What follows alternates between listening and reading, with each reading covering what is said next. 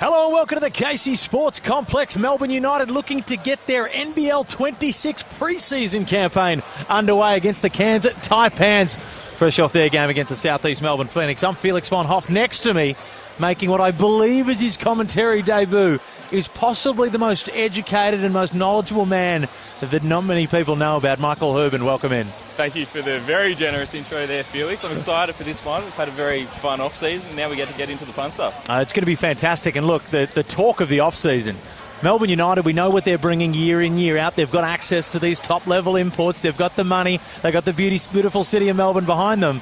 But it's the Cairns Taipans that have really been the surprise packet. There is not a single person on this earth that would have known that they were going to have the type of off-season that they've had. This is not the Cairns Taipans of old. They have a lot more money to play with this season. Obviously, one very big addition in Jack McVeigh, but I still feel like they're going to have that Adam Ford personality behind them as well. There's a word to describe the Adam Ford teams, and unfortunately we can't use that at this time slot. But they got some toughness about them, and they do never say die. And last year, of course, they went on an absolute horrid run, but it was injuries that were the curse for them all throughout the year. So can they stay healthy throughout this year? They're spending big money on Jack McVeigh, one of our best Aussie superstars, fresh out of the NBA. And from what we saw in that Boomers campaign, he's gotten even better since the last time we saw him in the NBL. That's right. It feels like he's sort of in the peak of his career. At this point, he keeps ascending every single season, shooting the ball at a remarkable rate. We saw him have that little NBA cameo for a while, and it's going to be fantastic to see, can he up what he did at the Tassie Jack Jumpers in an even bigger role for the Taipans. It's going to be very interesting. Of course, when you start getting paid that sort of money publicly, as we see on the screen as well, Lloyd McVeigh. We won't have Jack McVeigh in this one, of course, as he rests, recovers and gets back from those FIBA Asia Championships, but Lloyd McVeigh's brother taking part in this one for the campaign. Maybe it's just a sweeten the deal sort of thing. Some family ties there. I think it might have helped them get it over the line ever so slightly. I'm sure the $1 million a year might have helped a little bit as well. But fantastic to see Lloyd a part of this. Well, it's amazing to see the league at that point as well. You look at there's not a huge amount of $1 million players in the AFL, let alone we've probably got 4 rolling around in the NBL, the most of which sitting around 1.4. Bryce Cotton, who, if we're going to talk about off-season signings at the Cairns Taipans, that was probably, even with Jack McVeigh signing there, the biggest, what would you call it? What's like a thunderbolt going through something? What would you call that, Michael? I couldn't describe it. Yeah, we can't describe it. We'll work out a way for it. But that was the biggest surprise of the off-season. Perth Wildcats fans ripped their hearts out and went to the Adelaide 36ers. Absolutely. And doesn't that feel like an eternity ago? We've had such a long off-season, but I think nothing trumps that one. I think no one saw him. We did see him potentially leave Perth, but for, other countries perhaps, and I think seeing him go to the Adelaide 36ers, who would have predicted that? And for him to say at the airport that most likely he wouldn't go to another NBL team, and then they were just resting, getting ready for the season. The Wildcats fans, they've already been through so much, and then bang, for that to happen. But I'll tell you what, it's just one of the storylines that is going to permeate through this season. The off-season, where would you rank this off-season in terms of recruiting across the board? JaVale McGee. We mentioned the Bryce Cotton change, Jack McVeigh back in the league, Montrez returning. Where would you rank this across off-seasons that you've been around the NBL, which I know you've been a student of for a long time? Yeah, I think it's as high as any in terms of the movement. We've seen so many big names move, even within the league as well. And the parity from top to bottom, I don't think, we talk about the Cairns Taipans, they had a really rough year last year. I don't think there is any weak link this offseason. I think how even the competition is one of the big selling points for me. It's unbelievable because last year, as you said, going into the season, we sort of looked at New Zealand, who overplayed themselves, and we looked at Kansas. Okay, these are the teams. You circle them on the roster and you say we probably should get a win. Now, there is not a single one of those this year. Everybody has firepower. I see people talking, look, does Southeast Melbourne have the type of roster that's going to be able to compete for a championship? I'd be very careful writing them off in any stretch because Josh King proved himself last year as a coach, and I still think they've got some very, very able bodies on that list. Yeah, absolutely. I think we're going to realise this season it's not about playing the game on paper. We've been doing that all off season, and what's going to make the difference between who has a successful season and a not successful season is how they're able to put it together on the floor, how they're coached, and how they sort of synergise as a group. Melbourne United having to bounce back from consecutive seasons of Game 5 losses. Now, I'm a Sydney Swans fan. I know what it's like to see your team go over and lose in a grand final, but to do it back-to-back years in such heartbreaking circumstances, in games that, you look towards last year with the injuries that Illawarra had, they probably should have won that game. But as history says, they didn't. Illawarra Hawks champions, and yet again, Melbourne United prepare for a season with all the expectation but not a lot of history to back it up. Absolutely, and every single season I tend to write Melbourne United off just a little bit. I think they're getting another year older. You know, their key guys are aging just a bit. But I've learned my lesson this year, Felix. I'm not going to write them off until I see them lose a few games, maybe more than a few, because guys like Chris Goulding, they don't forget how to shoot. And this is a winning organisation with great coaching. You know, you can peg them in for finals every single year as far as I'm concerned. Well, they've always got a pretty talented pool of imports that their sort of price range can allow them to select from. And Tyson Walker is going to be running up the guard spot. What can you tell us about him? Yeah, 1 year as a pro. He had 4 years at Michigan State. He was a fantastic player on both ends of the floor. He's a little bit undersized, and we can see already.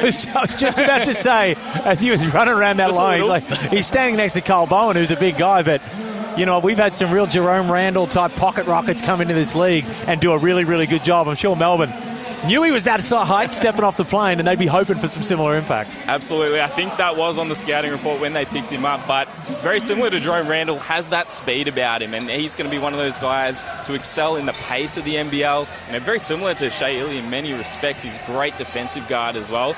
And we're seeing with Melbourne United and their roster construction, a lot of ball handlers. Dean wants to get it through a lot of hands. Dash Daniels as well, the real X factor for this team. You know, we've heard so much about his brother Dyson. Dash Daniels comes in as the next star.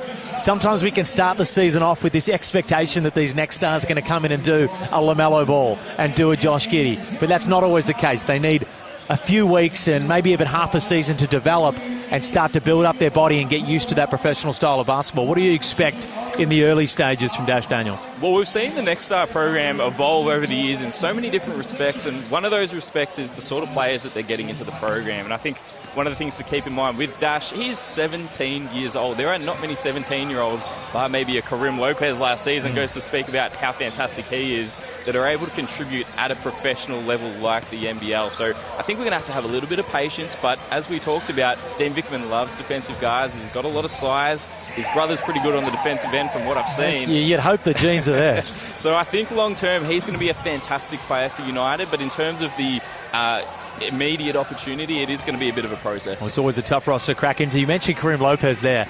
That's who across the board, I know we're talking Cairns Melbourne right now, but that is the single player in the NBL. With all the signings across the league, that is the guy that I'm most excited about, because what we saw at the back end of last year was elite level grown man basketball for a 17-year-old child. It was an infant. It should have been illegal for him to even be out there, Michael, but he wasn't. He's performing at that level. These guys get quicker at such a steep rate when they're that young. The improvement from 17 to 18 is absolutely unbelievable, and who knows what we're going to see from him this year. Can he become a legitimate star in the league?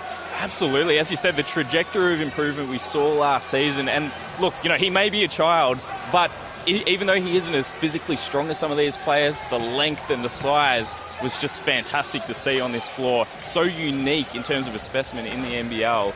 And, you know, I think we're going to see him take a massive leap. And New Zealand are banking on that as well. With their roster construction, they're really going to need him to take a step up. They certainly will. There's so many exciting storylines permeating through this league this year. We just cannot wait to get it started. Melbourne United get their official campaign kicked off tonight. But another one for the Cairns Taipans, Rain Smith. Now, you got to look back a fair way, but Rodney Clark, a guy that played for the Illawarra Hawks, really reminds you a little. Rain Smith has got a little bit more on his sort of dribble game to work on, but his shooting stroke, and maybe it's also just a look thing, but he reminds me of a guy that can put up those sort of numbers. Maybe not this year, but definitely next year. I think Rodney Clark is a fantastic shout. I didn't think of Rodney before, but yes, so elite. You'll come to know I've compared Rodney Clark to about... And anytime there's a small white shooter, I'm saying Rodney Clark. It's a very small People ball. have called me up on that. No, I think it's a great comparison. He's someone that can shoot the ball as well as anybody. He was one of the most prolific shooters in college basketball. In the ACC. Yeah, Louisville, fantastic program. I think when he was doing it at Charleston, we thought, okay, this kid can shoot. When he went to Louisville and did it, we thought this kid is really legit. Now, at the Cairns Taipans, he's going to have a lot of shots, a lot of opportunity. We think he's going to start at that 2 guard spot. I'm really excited to see what he can achieve. So much young talent, so much veteran talent. And for the Cairns Taipans, Adam Ford, so said a little bit early, spoke to him just before the game and just slapped the wood. You've got to be lucky in this game if you want to compete. And they had a horrid run last year with injuries. They spent a lot of money on some very, very good players, and you just hope that they can stay out there all year and they're not cursed. You would have thought the humidity up in Cairns, the muscles are fine. You would hope so. Much. They've got some expectations now this season, though. They aren't the little engine that could anymore, Felix. Cody Statman Very good season in the NBL one for the Cairns Marlins, putting up some big numbers. Another guy that's probably hoping to take that leap. Played very well in college. Haven't quite seen. We saw it in a couple of games with Southeast Melbourne when they were depleted by injury, but we haven't seen that consistent stretch of good games from him. And I'm a believer. I think he's got a lot of talent. I think when you look at the tools, he is a really unique talent. As you said, the size on that wing is really unique. He can shoot the ball, put it on the deck. We're just waiting for it all to come together. Milton Doyle getting his first start preseason action for Melbourne United with his teammate, former teammate and current teammate, Fabian Krislovic, of course, which I thought was an interesting signing for Melbourne. Usually we see them go down that, big superstar, big route, but Fabian's a workhorse. Well, we do know they have Jesse Edwards coming in at that starting spot. Fabian is very similar, I think, in many respects to Kyle Bowen. They have so many similar qualities, and they just put the hard hat on every single game and do all the dirty work. And Milton Doyle, of course, he'll be looking for consistency this year, as opposed to last year at Tasmania, where he just had these purple patches. Walker finds Delaney, gets upstairs. Can't finish it, but it'll draw the foul. Finn Delaney, going to be a real X-factor and a surprise packet. We say that with a lot of these guys because it is game one of the preseason, but some serious credentials on him. Absolutely. We've seen what he is at his best with the New Zealand Breakers over the years. A fantastic local piece. He had a quieter season. I think the last time we saw him was the 23-24 NBL season with the Breakers. We're looking for him to get back to his best. Knocks down the first. You see the guys like Kyle Bowen, Tanner Krebs. There's always one guy that takes a step up as these years go on, and you'd expect one of those, Tanner Krebs getting the start here, to have a real big season and really carve themselves out a role.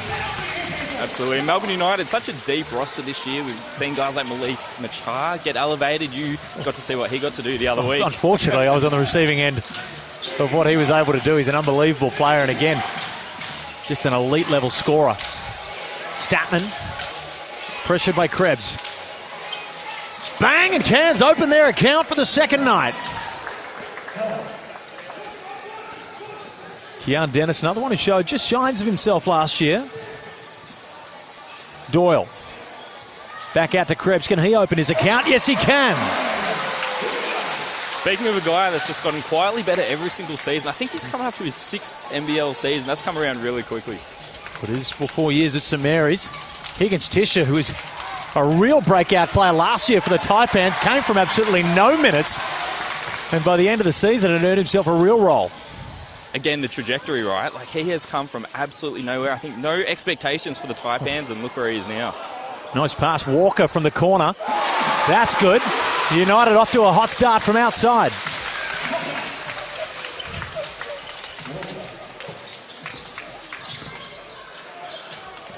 Nice pass, Higgins Tisher out to Dennis.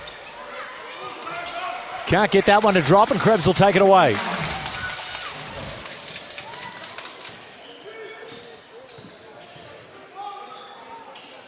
Krislovic off to Doyle. Cairns doing a good job of keeping him out of the lane. Walker looks to work on Statman, pulls up, and that's got a great start to his NBL account for Walker. He looks good, and one thing I'm noticing, so strong. Bit of Jerome Randall, we mentioned it. Nice little pass there from Kyle Adnam. Almost poetic for Walker to start his young NBL career against one of the stalwarts. The NBL, a guy we've seen in a lot of jerseys. Doyle finds Krislovic down low. Nice little drop pass. And Doyle gets it back and drops it in.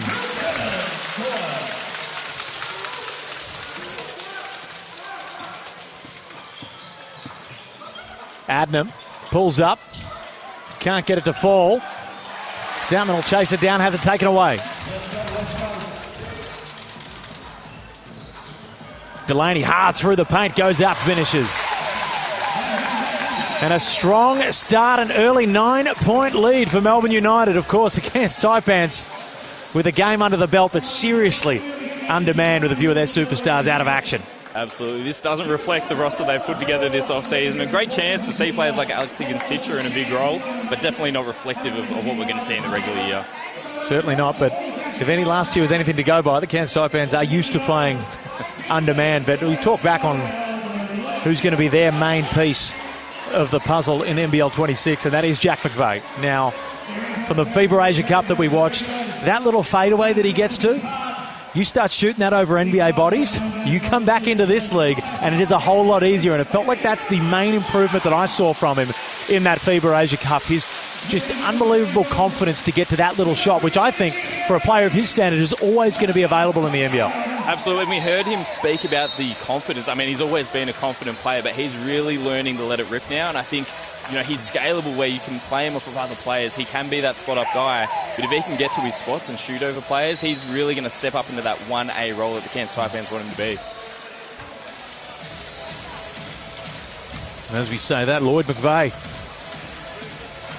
out there ready to get his thing going.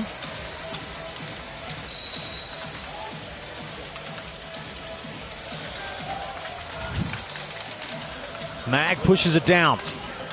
McVeigh, can he open his account? Yes! Friendly rims at the KC Basketball Centre. Must run in the blood, that 3 ball. That's it. Plenty of you follow either one on social media. See plenty of workouts together. Taipans hoping some of that chemistry can translate this year. Krebs through the middle, gets it back to Krislovic, whose shot has developed over the last couple of years. Walker working his way through the middle. And Delaney and one. I'll tell you what, shades of his buzzer beater at the Blitz at Melbourne Sports and Aquatic Centre years ago. Great call. With that one. Not quite the buzzer beater at the end of the game, but still impressive. And boy, is he going to play a big role if we can see the Finn Delaney of old this year. That's right, and I think this is an amazing fit for Finn Delaney. You think about Dean Vickerman's teams in years past, you've got Luke Travers, you've got Jack White at that 4 spot. There's a very similar archetype to Finn Delaney. He is one of those glue guys, and he's going to play a very similar role, getting downhill, handling the ball a little bit, and distributing to others. 10-point lead for United, a little under 7 remains in this first term. First pre-season action for Melbourne United. Adnam finds Dennis. He's hit one. Keeps the tally the same.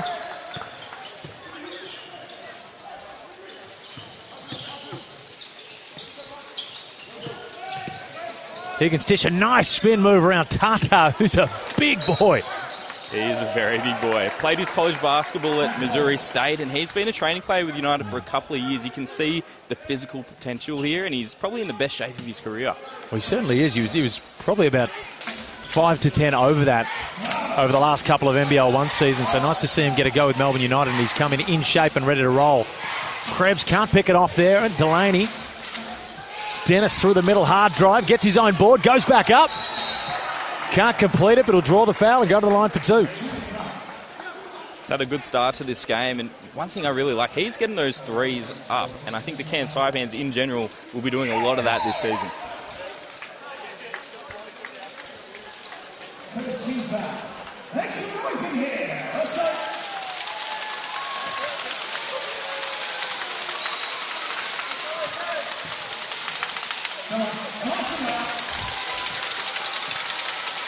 Galloway at the line for 2. Can't complete the first.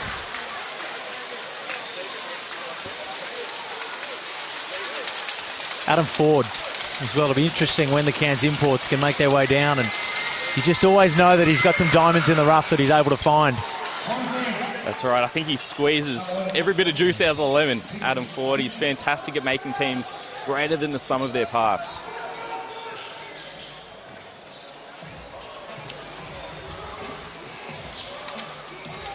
Machar coming off a fantastic NBL1 season, as we previously mentioned. And toil, that's what we saw in Tasmania. And we're seeing a little bit more of it right now. We spoke before last year that one thing that United lacked was that go-to guy at the end of the shot clock. Who's going to take your shot? Was it Delhi? Was it Chris Golding? There was a little bit of indecision throughout that. Do you think that Doyle can play that role like he did for Tasmania, as being the one where the ball is in his hands at the end of the shot clock? Well, I think we've experienced that with Milton Doyle, and I think at his best he absolutely can be that guy when he is empowered to be that guy. Stuff the percentages. We know we've seen so many big moments where he has come up clutch late in games, and I think that is a big reason that Melbourne brought him into the fold. 11-point lead, a hot start here for Melbourne.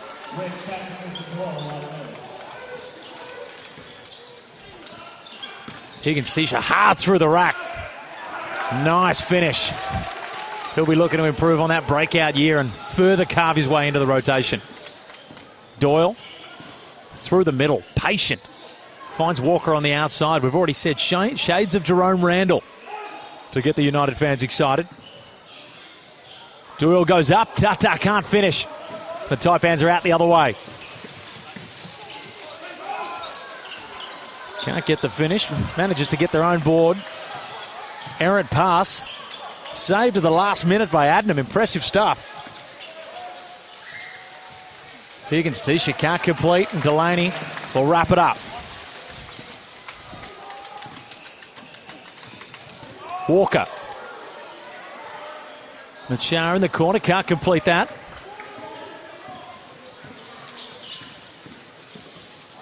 Nice pick. Doyle, Delaney the other way. Just far too powerful. And that's where Finn Delaney's at his best, with his head down. Absolutely. Love to see him going downhill. I think Dean Vickerman's going to put him in some spots to do that, and especially in transition there, that's where he's at his best.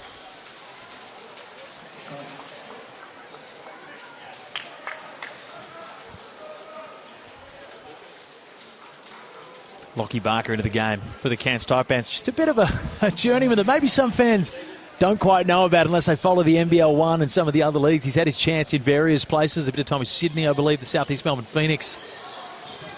But he's a guy that when he's on, he can shoot with the best of them. That's right. Some time at Tassie as well. He is a fantastic shooter. May not have the physical tools necessarily, but he's someone that, you know, if you put him in the corner, he's going to knock down shots. Campbell Blogg can't drop that one, but it's great to see him out there for about 9 months out with injury.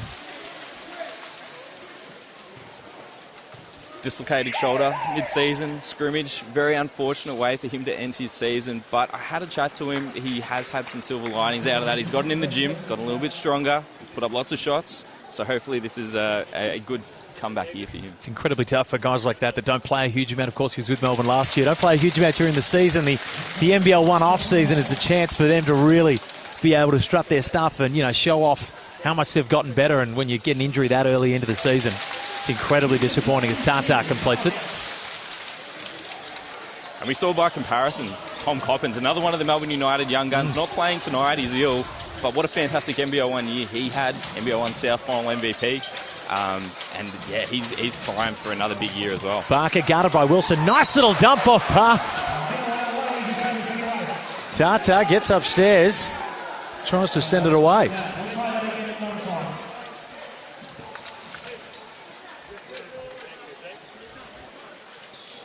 Jed Richardson will go to the line for two. The Taipans, you could just see just a little undermanned, don't quite have that offensive flow that we know we're going to see from them throughout the year, but Melbourne are looking impressive. It's an interesting point with Cairns, and I think even though we're not looking at anything like the Taipans full roster, I think their offensive creation, their ball handlers, is going to be one of their question marks. So we'll have to see how that plays out tonight and as the season progresses. Wilson into the game for Melbourne United. I'll tell you what, I talk with bias having played with him, but the leadership that he showed throughout the year, you can see that he spent a lot of time with the Collingwood Football Club and good friends with guys like Scott Pendlebury, and it's certainly worn off on him because he is a natural-born leader. Blogg, nice little pass to Wilson in the corner. Picks up where he left off in the NBL1. His first points in a Melbourne United jersey. There we go. I have a question for you, Felix. You've seen Tom up close and personal. He was a basketball player before he was a football player. Has that time away from the game been a positive thing or a negative thing for his ultimate upside? Certainly. I think he has a huge amount of natural talent, but the stuff that he's learnt being in an environment that is so professional like the Collingwood Football Club, as Higgins Tishy can't get that one to fall, the errant shot. He's picked up those leadership qualities, which I think for him, and understanding what it's like to be in an environment where maybe you're not playing a huge amount, you know, he didn't get a lot of time out there with Collingwood, but still being in that club, I think that's going to pay dividends here as he waits patiently for his opportunity to be able to break into the rotation, and I do believe that he will.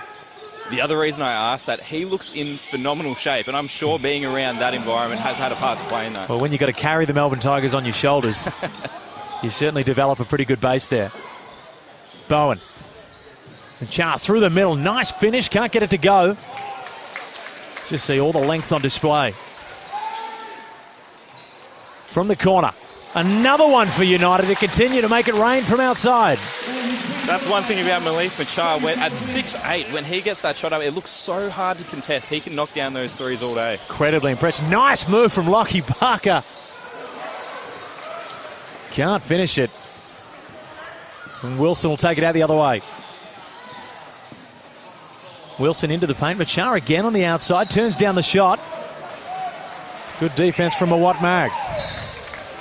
That's what he does well. 4 years at Rutgers, 1 year at BYU. He was one of the best defensive players in college basketball.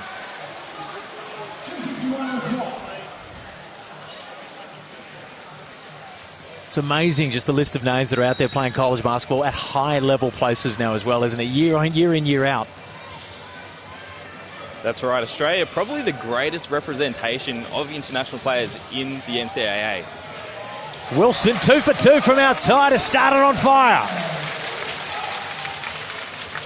Be interesting to see if he can get some minutes this year. They have so many guys in the rotation, Melbourne, but I think if his name is called, he's going to be fantastic and he's going to be ready to go. Certainly be ready, and he won't be overawed by the moment either.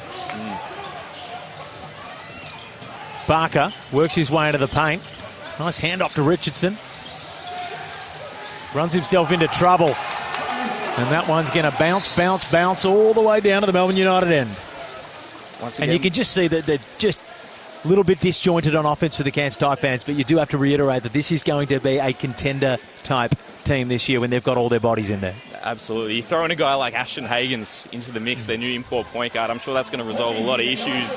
But it remains to be said, a guy like Rain Smith, fantastic player, not a ball handler. Mawat Mag, I heard he's going to split some time with it too, also not a ball handler. So where is that offense going to come from? Krebs steps back, continues to let it roll for Melbourne. Looks confident, doesn't he? United shooting the lights out in this first quarter. 36 points. Little under 2 minutes remain. McVeigh of the Lloyd variety. And we see the defense from Dash Daniels in full effect right there. Keeping those hands up. Looks a lot like Dyson the way that he moves his feet. Absolutely. Has that strong frame as well, the broad shoulders. It'll be fascinating to see how that fills out over time. Well, what you see right now is not what you're going to see at the halfway point of the season. The quick release there in the corner, and it continues to fall. Krebs has improved his three-point shooting every single year in the league. He was fantastic at St. Mary's. Started off a bit slow, but now he's really leaning into it and shooting it with confidence. Galloway can't work past the Bowen defense. Barker pulls up, heavily contested. Can't fall in the Taipans, just struggling to get a rhythm on offense. Melbourne United looking to add more hurt the other way. Wilson already 2 for 2 from the outside for him. Bowen. Dash Daniels, one of the most exciting prospects in Australian basketball, works his way in. Nice little drop-off pass to Bowen, who can't finish, but he'll get another chance at it. And unconventional, but he'll roll it in. And unconventional is the term we are going to continue to use to describe the game of Kyle Bowen. Yeah, you can pull that one back out when he shoots a jump shot. We know that is a bit more of a shot put than a It's an interesting one, but you know what? If it ain't broken, don't fix it. It goes in. Barker pulls up. Cash. Much needed bucket. 10 seconds remain. Shot clock's off. Ball in the hands of Tom Wilson. His first outing in the United jersey. Gets into the paint. Finds Bowen on the outside. Will get it back. 2 for 2. He'll stay that way. Firepower-laden first quarter for Dean Vickerman and Melbourne United. 41-15. That's preseason basketball for you, Felix. A very hot start for Melbourne United. And again, we're seeing so many new additions have a really strong start to their pre-season. Of course, we sound like a broken record, but the Cairns Taipans with plenty more pieces of this puzzle to come in. This is not the Cairns Taipans you are going to see during the year, but you know what? There is going to be times when guys are injured, and it's a nice way, especially in the pre-season, when you don't have some of those main guys, much like Melbourne United as well. You can work your way through the bench guys and who's going to be able to potentially play a role that might surprise you. That's right, and it is hard because you're asking some of these guys to sort of extend beyond their natural roles and skill sets, but you're seeing a guy like Lockie Barker just quietly getting to his spots, getting some shots up, hasn't knocked them all down, but that is the essence of the opportunity that he wouldn't otherwise be getting. 41-15. Melbourne United blew the doors off it in the first quarter, mainly from the outside. And you know what? Melbourne United, they're a three-point shooting team last year. You'd expect to see a lot of the same this year. But your early thoughts on Tyson Walker? Yeah, he looks really good, and we're seeing, again, these lineups where you have multiple ball handlers, and I think one thing we know Dean Vickerman really likes is that point of attack defense, picking up 94 feet, being able to really pester opposition ball handlers. And in a league where pretty much all the best imports are point guards or shooting guards, that is really essential. I think Walker's going to make a massive impact in that respect. What are your thoughts? You're a studious man, and you know a lot of these guys overseas. Sometimes you know the imports before the coaches know the imports, I've come to know from following NBL Now and other various different NBL magazines. The desire to recruit a purely defensive guard doesn't seem like a path that's taken often by NBL clubs. I've always been, there is a lot of defensive absolute dogs out there. Now we saw it sort of Deshaun Taylor came into the league for a little bit, and maybe it didn't quite work out there and it scared other teams off, but I still wouldn't be surprised if one day one of these guys brings out just that total defensive beast. Absolutely. I think Dean has kind of zigged when everyone else has zagged in that respect. And when you have the luxury of a guy like Shea Illy, that you can start at the point guard position, then you can go and look for someone a little bit different. Whereas some of these other teams, they have that point guard spot. They think we need buckets. We need to go get that high volume scorer, that Kendrick Davis, that Bryce Cotton type of player. Delaney straight through the paint. Could have gone upstairs. Played the safe route. And rewarded with the and one. He's looking good early, doesn't he? Cairns not a lot of size, but he's attacking aggressively. It's what we need from him. Certainly just a missed rotation there, but as we said before, Finn Delaney, an aggressive Finn Delaney with his head down, going downhill, is a whole different beast than what we saw the last time that he was in the NBL. Absolutely, and he's had a nice little stint over in the B2 League, about 15 points a game last season, so he's coming in with a renewed confidence as well, and the body looks in pretty good shape too. Gets the bonus to fall, and the lead continues to balloon out. A packed-out Casey Basketball Centre out here. The support for this team, Melbourne United, out in this sort of region, certainly fantastic. Absolutely. That's one of the exciting things about the pre-season, getting out to some of these different venues. We had the State Basketball Centre with South East Melbourne earlier this week as well. And as you said, fantastic to see the turnouts that they get. Statman, nice little pass there. Can't get all the way up. Richardson will clean it up. Higgins, Tisha, we know he can go upstairs. I was gearing for a highlight there, Felix. The size of Nick Tartar, just shaking him a little bit. And you know what? He's gone at him a couple of times here. He shows no fear.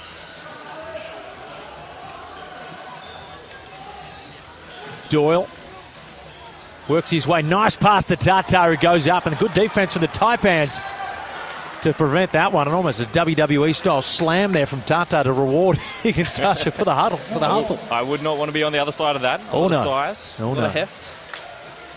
You're right, though. He's certainly gotten himself into more NBL shape than what he's been in the past. It'd be interesting to see, you know, through injuries or anything else, whether he does get a little bit of time this year to show his wares on that NBL level. You can never have too much size in the depth chart. I think having a 6'11" guy like Nick... We got close last year.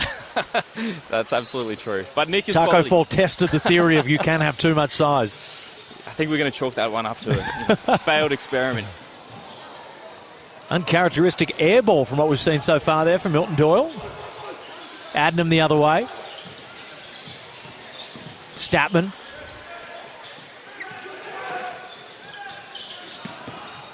Adnam gets it back, fires it. Can't get it to fall, and the drought continues for the Taipans, who just don't have that X factor on offense right now that they can go through. Speaking of X factors, Doyle, slow, steady, blocked. Nice cash from Walker in the corner. Again, just the two ball handlers able to play off of each other. I think Milton Doyle is essentially a point guard in many respects, and they're going to be able to play multiple point guards together in this lineup. Statman guarded by Doyle. Fights over the screen, works his way. Nice slow step into the paint. Exactly what the Taipans needed.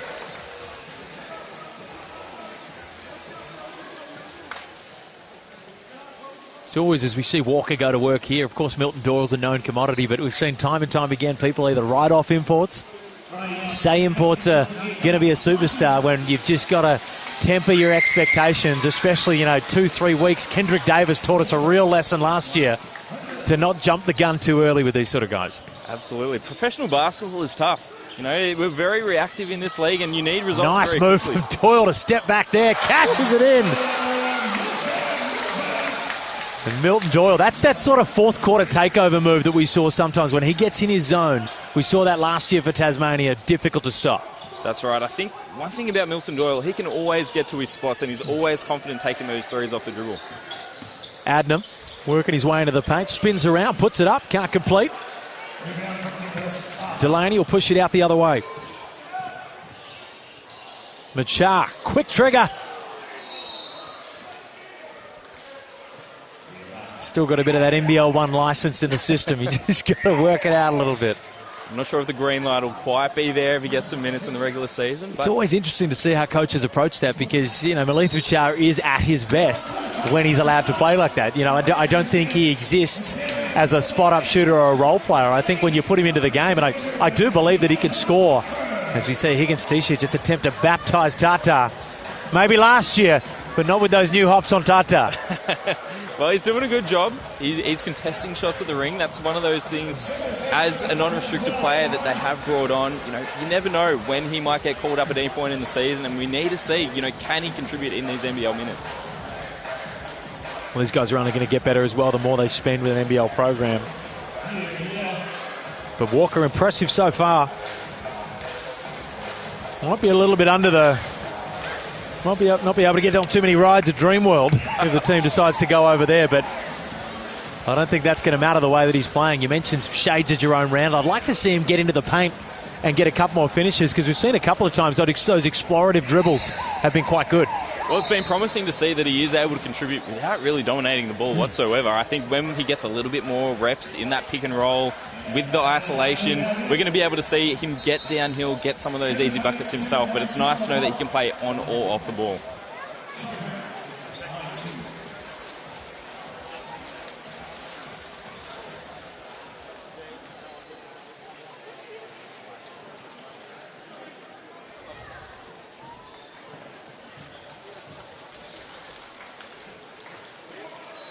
.31 lead early going in the second quarter. Of course, the Taipans without a vast majority of their heavy minute playing roster.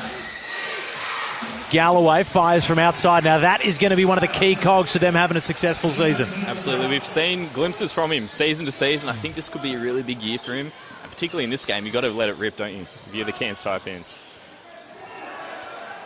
Nice deflection there from Statman with the turnover, and Walker will get it right back. Picked off again, and Walker will take it back again. Ping pong. Walker into the paint. And that's what we want to see. Now, admittedly, not too much tall timber down there to defend it. But he's been impressive so far. Very steady game.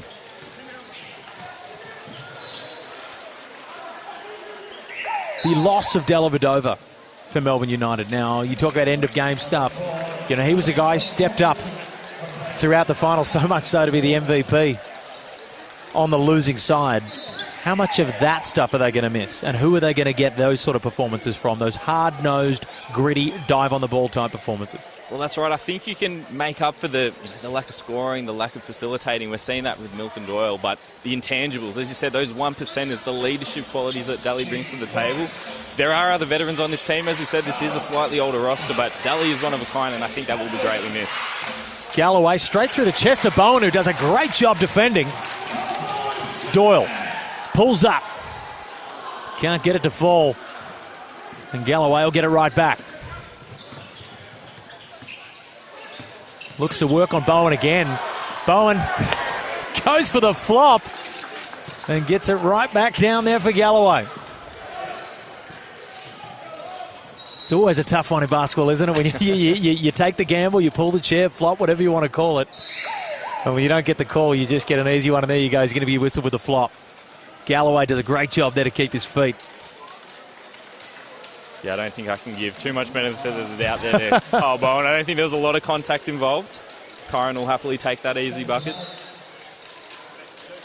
Of course, Melbourne United memberships are on sale now with over 5,000 members already standing united for NBL26. The time is now for you to bring the blue this season. You've got full season general reserve memberships that remain available, while 3 5-game packages, they're selling fast as well. You can secure your seat at John Cain Arena today by heading to the memberships tab on the Melbourne United website or the Melbourne United app. Memberships flying off the shelves as well. I'm sure I read an article today on the NBL website about that. I'd imagine that would be league-wide as well, Felix. It's a very big off-season, very big season coming up. Adelaide. You'd be lining up outside the doors to get into the Adelaide Entertainment Centre. Krebs. That's good as well. Krebs on fire from the outside, picking up where he left off in the first.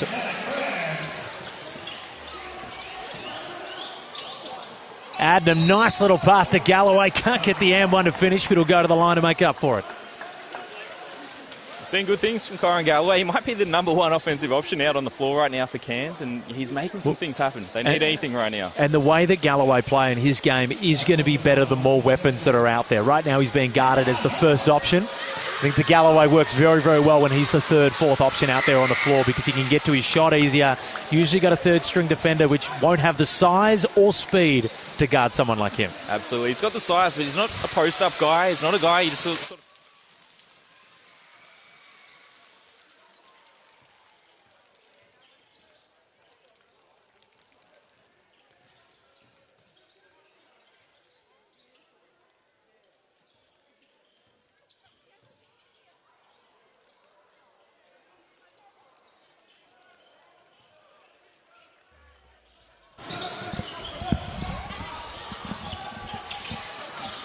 Adnam tries to get Krebs out of his socks. Gets it back from Galloway. It's the Adnam and Galloway show right now. And maybe Galloway gets away with a bit of a walk on that one, but a mercy call. Very much so. I think that was... A walk is a very generous way to put it. Exciting times for Taipans fans once they get their full roster together. Of course, Jack McVeigh signing a big contract, arguably the biggest free agency signing in the history of the Cairns Taipans. Nice pass to Doyle down low from Fabian Kristovich. There's that jack jumper chemistry. Absolutely, and that's one thing Fabian does really well. He can facilitate the rock from that high post.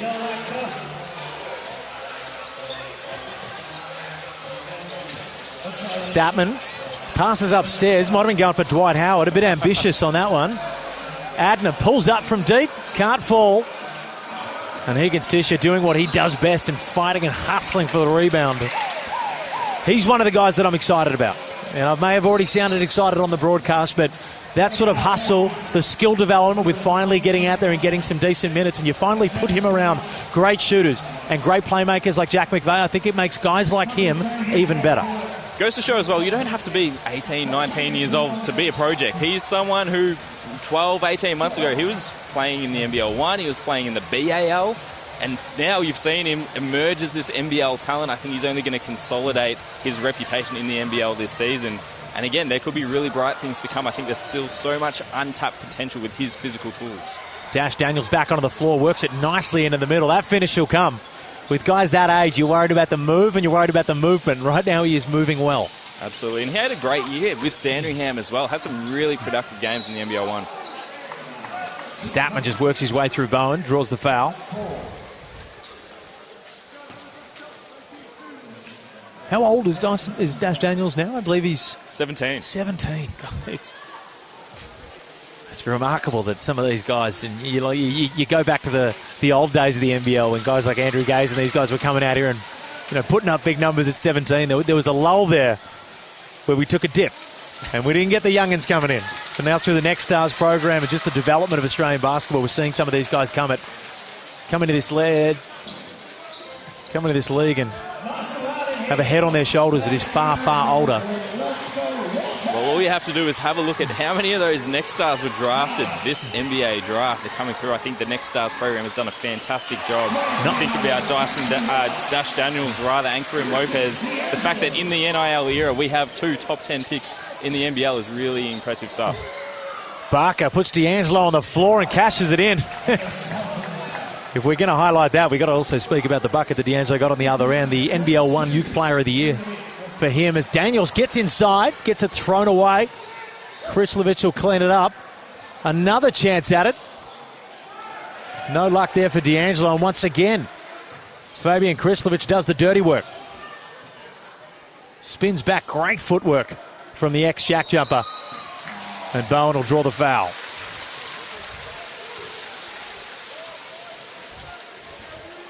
Of course, we see on the sidelines for Melbourne, he hasn't just left yet because the news only broke today, I believe it is. Jacob Chance heading over to coach, the assistant coach currently of Melbourne United, heading over to coach the Austin Spurs in the G League in a head coach role.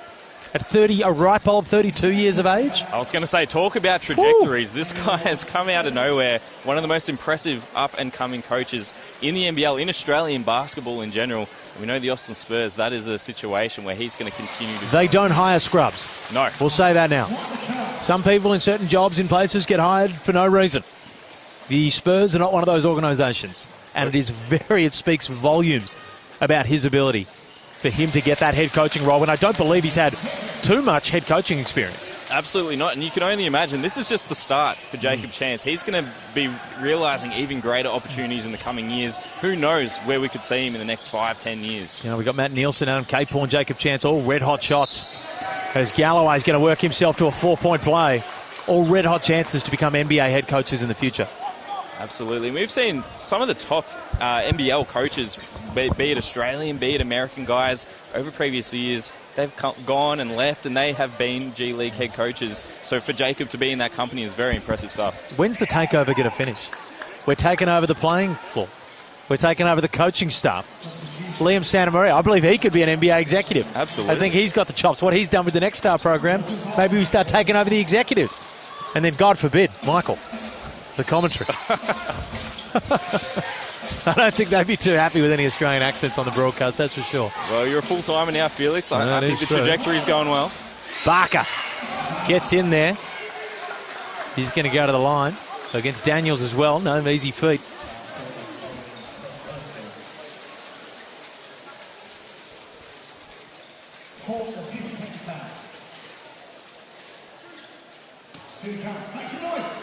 (61-35), not long to go. 2 minutes 50 before we enter the main break. And the thing right now is, you know, in these preseason games, the score doesn't matter. No. Maybe there's some situational plays here and there. The shot clock's winding down. It's a close game, but for the most part, coaches are shutting their eyes to the scoreboard. That's right. It's all about the process. And we're seeing some good things from guys. Lockie Barker, again to the line just before. We're seeing him step up in place of really any guard, creation whatsoever. Bowen, nice drive through the paint, finishes. Another guy poised to just take another step. Played a fantastic role for Melbourne last year. Statman, deep into the paint, and a nice strong finish. Nice up and down basketball in this preseason action, the first for Melbourne United.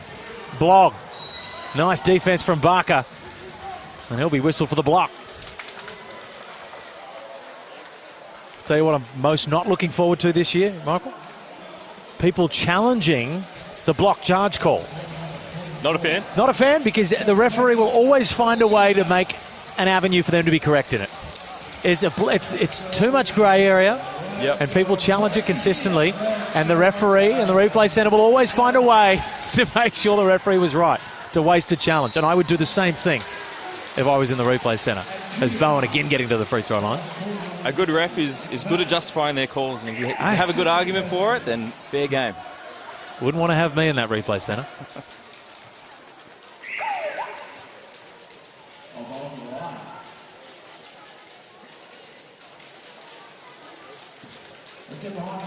Where's your realistic expectation for the Taipans? Look, it's easy to say, you know, they've signed a big name in Jack McVeigh. Rain Smith, we expect to be good. They always hit a gold mine with imports. Do you think this is still an apprenticeship year, or do you think this is a bit of a ready-to-win roster? I think it is all relative to expectations. We've seen people say they're overrated, they're underrated. Should get into politics. Thank you. Very good answer. I'm very good at sitting on the fence, but look, I think they're going to be sitting somewhere in the middle there. They are going to be a competitive team. I think everyone's excited about that. Does that mean they're going to be a contender this year? Probably not. Now, they're going to look a lot better than what they are tonight, I really think they do have a bit of upside, but that doesn't necessarily mean that they're going to be better than the rest of the competition. Dennis into the game. Okay. In emphatic fashion. That's one way to get your account open. He's athletic, isn't he, Felix? Oh. And he can get upstairs. Dash Daniels works his way into the rim. Bumping and banging and finishing.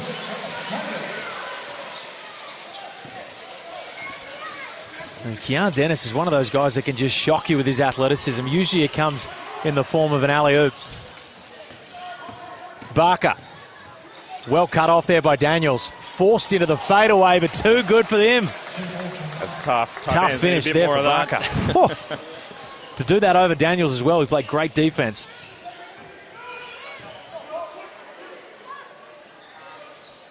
Walker, 10 seconds on the shot clock, almost tipped away. Nice pass there, and a nice block by Galloway. Tough one for the training player, Henry Sewell there. Galloway open up the top and again draws a foul on the three-point line. And you're right, he's their go-to option right now. They're really leaning heavily on him, aren't they? He's a fantastic player. As you said, it's only going to get easier for him as there are more options around him. He's someone that's going to knock down the three ball when it's open. He's going to finish at the rim. I really like what Kyron Galloway brings to the table, and I think he's just trying to find his niche. And Walker just making a nice business decision there as Dennis came through to the middle of the paint. No need to get yourself on a poster in game one. Plenty of time to do that when the real cameras are out. If you can't get onto the Dreamworld rides, you have no business contesting a Keon Dennis poster attempt.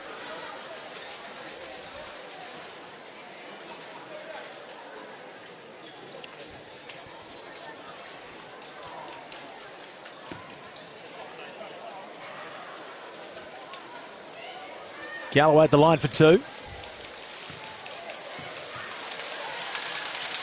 40 seconds remain. First is good. The Melbourne United's new look NBL26 uniforms have just been unveiled and are now available for purchase on September 3. Featuring, as Galloway can't knock that one down, a new scoop neck design. United's trio of navy home, white away, cobalt alternative uniforms build on the team's strong connection to the city of Melbourne. Nothing screams city of Melbourne than scoop neck design and cobalt alternative. Could you define a scoop neck design for me, Felix? You buy me a jersey and I'll describe it. Walker. Nice little shake and bake. Jerome Randall-esque. Von Hoff-esque on the finish. Don't sell yourself short, Felix. No, I'll just shoot him short. Off the ball foul here. 16 seconds on the shot clock. 1 second differential with the shot and game clock.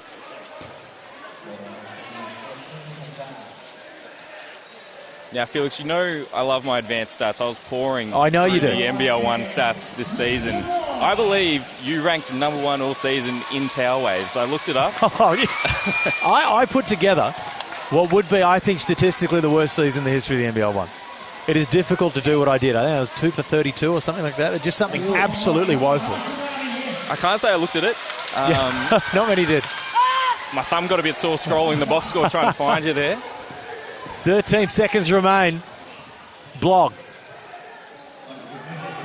Walker, you expect the ball to be in his hands. Late shot clock plenty of times throughout the year. What can he pull out here right before half? Blog finds Delaney in the corner. Can't finish that.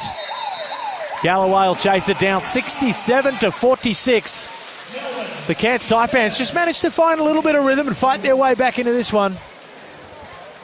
21 points at the main break right now for the Taipans. Galloway was impressive. That's right. He just kept them afloat, didn't he? They were trying to find some options. Kyron Galloway was one of them. We saw Lockie Barker get a few shots up as well. He was keeping them going. But what a fantastic half from Melbourne United. Started off super hot and shooting that three at an exceptional rate. You can only play who's in front of you. And as much as this Cairns Taipans team is fairly undermanned, especially in terms of their major minute winners for the year. But as you said, you can only play the people that are in front of you, and you're still professional basketball players, and it was a very, very good half to put up 67 points, considering no Shea Ely, no Chris Goulding, there for Melbourne United. Now, Shea Ili, I believe you mentioned a little bit earlier, out with a concussion that he sustained in New Zealand. That's right. Yeah, he has had a number over his career. It is an area of concern. Obviously, we wish him the best of health. But when you look at the addition of Tyson Walker, an extra point guard on this roster, it's not hard to think that they're, sort of keeping their reserves in case anything does happen to Shea during the season. Now, we've seen from Tyson so far in this first half, he is someone that can play alongside an Ili or alongside a Milton Doyle. So that works either way. But if Ili was to go down during the season, then they do have a contingency plan there for him. Well, it's good they've got that contingency plan there, because you saw it hurt them last year when he's such an integral part defensively, leadership-wise. When his pull-up jumper is on, they're a different ball club. Absolutely. So it'll be interesting to see whether you just hope for his sake, you touch wood, that he doesn't run into those same sort of troubles. But unfortunately, the nature of the... There we go, get that one out. The nature of the way that he plays, it is very difficult to avoid. That's right, and I think Shea only knows one way to play. He is not slowing down whatsoever. He's going to be diving on those loose balls until his career is done. So you want to empower him to do that. You wish him the best of health. But at the same time, this signing of Tyson Walker to me says to me that Nadeem Vickerman is very worried about a situation where he doesn't have that two-way point guard, and he wants one there no matter what happens this season. Around the grounds, the Perth Wildcats, fans are waiting on edge. Mark Arena, their owner, he's given them a new title, I believe, in Wild Nation. He's given them new uniforms. He's given them a whole lot of tweets, but they're waiting for him to give them a couple of imports. It's cutting a little fine, isn't it? We've got the blitz coming right up, 1 week time, and having a starting point guard would be quite handy for us, I would imagine. It would help. Look, I'm no expert in the game, but it would certainly help. But luckily for the Wildcats, it is so easy to recruit to that setup that they've got over there, that I'm sure. And we also look at guys being cut from NBA rosters. There is still plenty of time, so I wouldn't be worried if I'm a Perth Wildcats fan. Your thoughts on JLA back in the league? I think it's fantastic. We know he's one of the premier big men in this league when he is here. He's someone that can go and get a bucket for you on any given possession and defend the rim down the other end. And we knew the Perth Wildcats, they had to get somebody. They lost Keanu Pinder. They needed to get a local in that 5 spot. They really only had Yanni Wetzel or JLA as their options. JLA was smart. He played the market. He made sure he squeezed every penny out of Perth. Absolutely. But what a fantastic outcome for both Perth and for JLA. Lucky for him, they're certainly not short of pennies out that way. But you look at the last time we saw JLA for Melbourne United, it was such a stacked team. And I remember watching that and thinking, this guy's just got to get the ball more. And unfortunately, you've got to share the ball around when you're that stacked. But I think that the way the roster is made up for Perth, I think he's going to see a lot of the basketball. And when you're paying him that much coin, you probably want him to see a lot of the basketball. So this could really, what you know of JLA, we could see even more now. This could be the absolute best of him. We usually see the imports as the guys that are creating the offense, providing the volume of offense. But when you have role players like Christian Doolittle, like Dylan Windler, guys that can play off of others, I think JLA is really going to be that focal point. Dave Anderson just strolls up cool as ever to the commentary box. There is not a cooler man in Australian sport than David Anderson. He's aged gracefully, hasn't he? Oh, he hasn't aged. He hasn't aged. Bit of a Benjamin Button going on. His fashion's gotten better as well. It's just everything about this man just gets better and better with age. You could still, there's part of me that thinks if he rolled out there in the NBL1, he could get some buckets. Absolutely. I think his game is absolutely timeless. And how cool is it? An absolute great of our game, just floating around the court still. He's and always there are so around. many. A servant to the game of basketball. We're so lucky in Australia to have guys like Andrew Gaze, Dave Anderson, Andrew Bogut still heavily involved. That's going to be interesting. Let's just jump right to that. Andrew Bogut, one of the most polarising personalities within the league, within Australian basketball, and we absolutely love him for it because that's what we want. What's going to happen when there's a suspect refereeing call?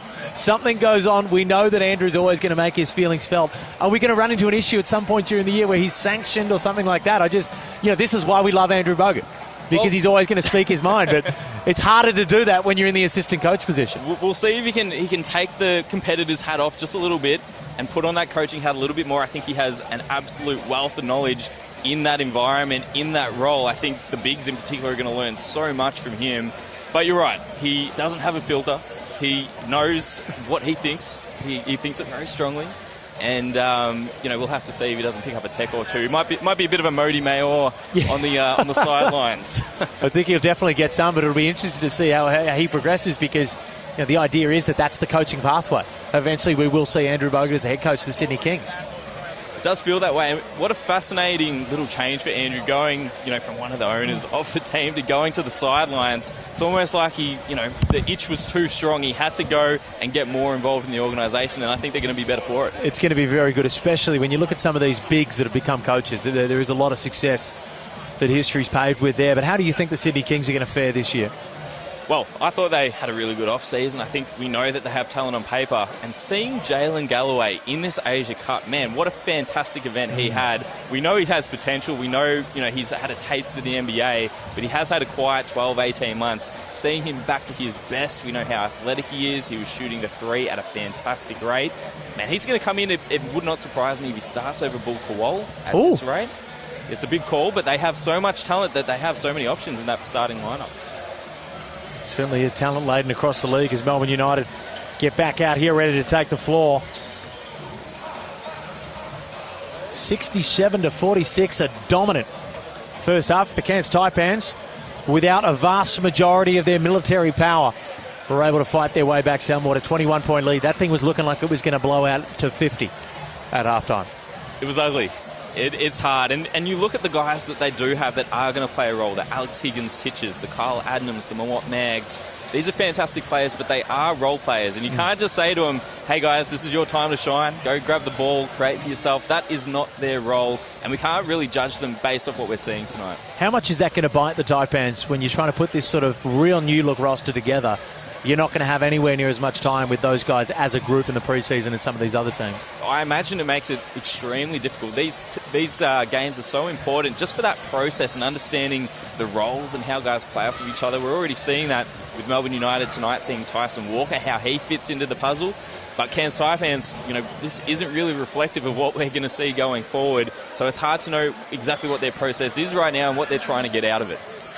The Adelaide 36 is another team. We talk about membership selling out around the league. The Adelaide 36 do a fantastic job of selling out the Adelaide Entertainment Centre, especially with Montrez there. How's it going to work? How on earth is it going to work? And Michael, you're behind the scenes. I like to sit around at a surface level, especially at this time of the year. Where'd they get the money? Who's paying who? Is it legal? Is it all above board? What is happening there? Because right now, the roster that they are putting together, if I've ever seen a championship or bust roster, that is it. I do not have any answers where that money was sourced, but I will say if they've invested in this roster to the degree that they have, then they're going to have to invest a couple more balls as well, because I think they're not going to be able to share one around. There are so many scorers on that team, and that's going to be my big question mark. Are they going to play defense for one thing? They don't need to. They might score 130. Absolutely. But, is there some diminished returns there? If Bryce Cotton has to, give the ball to Trez every second possession, what is that going to look like? I'm so curious to see. Man, I'm excited. I've said to people before that when you get to this point of the season, when we look at all the things that happened last year, there was the fight in the stands. Montrez coming into the league at the halfway point. What import are we going to get from anywhere that's going to come and join this league at the halfway point of the season? There's so much that is going to happen, but right now, in its infancy, we have no idea. It's just sitting there as a blank canvas, and if last year is anything to go by, it's just going to be an unbelievable year. And the talent, we haven't even got talking on JaVale McGee yet. Yeah, every single year we seem to just pluck one of these big-name guys out, right? And I don't think JaVale McGee was on my shortlist. We did sort of see him on the periphery in Puerto Rico. A lot of Australians and New Zealanders playing in that competition over the off-season. But, man, what a fantastic addition. I don't think we've seen, obviously, a big name like him, but a player quite like him in this league before. You'd have a better knowledge of the history than me. But his size, his length, his athleticism, even at 37, such a unique player. He may have gotten older, but he hasn't gotten any shorter. And his arms haven't gotten any shorter. But for what he needs to do, and I think that what he loses with age, with you need in the NBA with the defensive 3 seconds, how you got to be constantly moving in and out of the key, I don't think that applies here. Now, he's not going to be needing to play 40 minutes a night. You're going to be able to get him at 37 years of age in and out of the game. But let's not start talking Taco Fall type stuff with JaVale McGee. This guy can move. He was putting up great numbers in Puerto Rico, where we've seen other good NBL players putting up solid numbers. I really think people are underestimating the sort of impact that he's going to have on a game. And considering that he's gone to the defending champions, if I'm any of these other teams, I'm worried. I think you make a fantastic point there. I think he's going to fit perfectly into the NBL sphere. And I think someone that, obviously the rim protection, he's not a guy that's going to create a whole bunch, but he is someone that is going to be an absolute star in his role. And you think about early career JaVale McGee, he was clowned upon, he was shucked and fooled many a time, but he is someone that figured out his role. He won several championships across his time, the Golden State Warriors, the LA Lakers. He is someone, you put aside the reputation, this guy has been a winner, and he is someone that knows how to get it done, and he has evolved his game over time. So I think he's going to adjust really well. And Shaq does have a tendency to make fun of any other quality big. Anyone he sees as a threat, automatically. It's probably a good thing, he's right? in the clown file. No, but he certainly had a storied NBA career, and it's going to be fantastic to see him out there. So Illawarra going to become a bit of a travelling roadshow this season as well. And one of the biggest things going into this year is every single team, it feels, has a superstar that will get me to a game. That's right. And of course I'm a basketball guy, but I think there's a lot of people that will resonate with as well. There's a lot of people that have been introduced to the NBL by Jack McVeigh and his antics on social media and the way that he carries himself outside of the game of basketball through the Olympics, all of that sort of stuff, that, if he's down there, bring the family down. Because he's a very, very likeable guy. So I think every team has a major draw card, and that's going to be the big thing this year. Absolutely. When you have big-name NBA guys, that's the draw card, but then you get to experience all the other amazing talents that are in this league, and you become a fan of a Jack McVeigh. You become a fan of a Bryce Cotton that maybe you didn't know about before, and I think that is what's so exciting, what we love about the league so much. We're back underway in Casey. A little tip from the Cairns Taipans to get the defensive intensity clicking over. They managed to just fight their way back. They were down by around 30, and now they've cut that to 21. Of course, the scoreboards don't really matter in preseason for this undermanned Taipans unit. Walker. Delaney gets in. Nice finish. Cops one on the head on his way through. But we've mentioned it before, showing some signs of the Delaney of old. Nice little pick for Milton Doyle. Nice pass there to Walker, who gets the finish. Hot start for Melbourne. We're seeing some real synergy between those two as well. I think that's going to be a lineup we're going to see a lot of. Galloway. Higgins-Tisher. Nice pass there from Adnam. Finds Higgins-Tisher, will pivot, and get his own board back. Goes upstairs, Fabian, just with the little hands up there. Didn't quite get punished like he could have. We've seen the athleticism from that man before. Walker finds Krislovich, shot the ball quite well in the NBL1, and there he is again. That's the development that kept Fabian in the NBL. You might remember better than me. Could he shoot it all as a younger player? I feel like this is something that's developed over a period of time. Statman, yet again, a nice little drive there. You know what we called him in junior basketball? When we were playing in the under-17 national team, we called his jump shot the Arabian Phoenix because it was rarely seen, but when it was beautiful. I love that. Yeah, he never really shot the ball, but when we did shooting drills, the guy could shoot the ball. And now he's got more confidence out there, and he actually goes for it. And that's one of those things, as a player like Fabian, that is such a difference maker for his game. He's able to stretch the floor. He's getting those touches at the high post as well. He's able to use that passing game that he has as well. And he's never going to be looking for his own shot, first of all, as well, which is where he's going to be able to come into this lineup, especially when you've got a guy like Chris Goulding, who I'm excited to see him work with Chris Goulding off that high post action, because he's very good at turning his body and screening to the handoff. That's right. And on this Melbourne United team where there are a variety of ball handlers, but maybe not a superstar, having that facilitation from your big guys helps distribute that passing load. Just as we sing the praises of Fabian Krislovich, he hits us with the air ball Kareem. Adnam. Deep into the paint, throws it up. Can't finish. United will take it out the other way. Doyle in the open lane, too easy.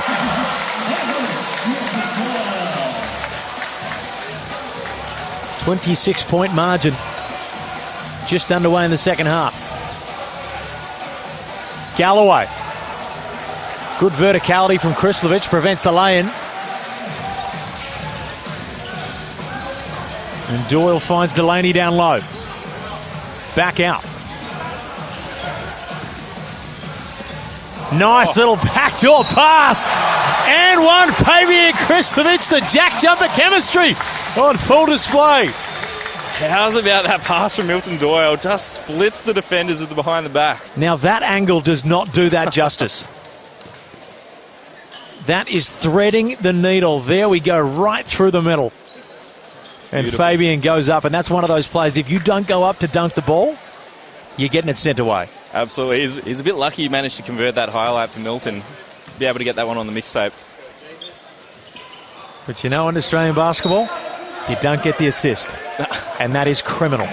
Outrageous. If I was ever going to run for commissioner or any of those, which for anyone out there worried, I never will, that's one of the changes I'd make. You deserve an assist if they hit the free throws. Absolutely.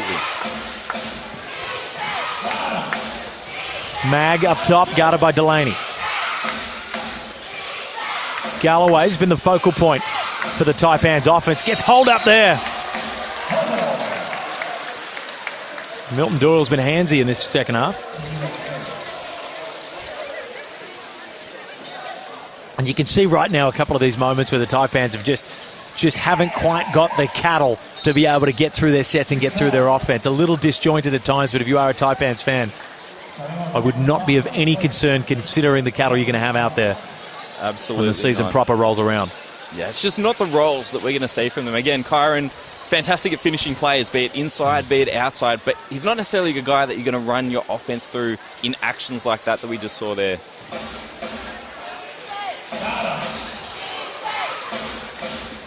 Mag. Gets the screen from Barker, looking to work into the paint. Kicks it out. That one's good for Galloway, who continues to roll.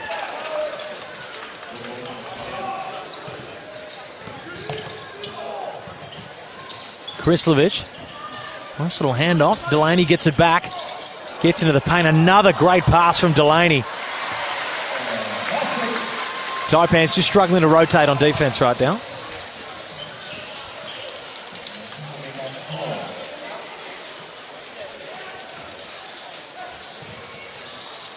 Statman. Done a good job of penetrating so far. Spins in. Fantastic. It's a nice move, isn't it? You get into the paint with that size, very easy to finish. Doyle tries to thread the needle yet again, gets that one tipped off. Barker out the other way. Higgins-Tisha draw the foul and go to the line for two.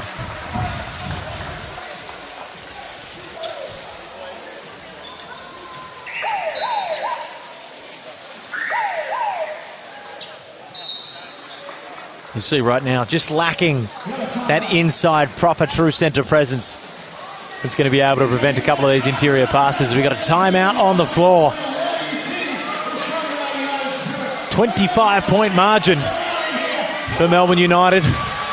Right now, 80 points on the board, still with 6 minutes 30 to go in the third. What are you giving them right now? I reckon we could see 120. What do you think, Felix? I think 120 is a conservative guess. I think the game will open up a little bit late as well.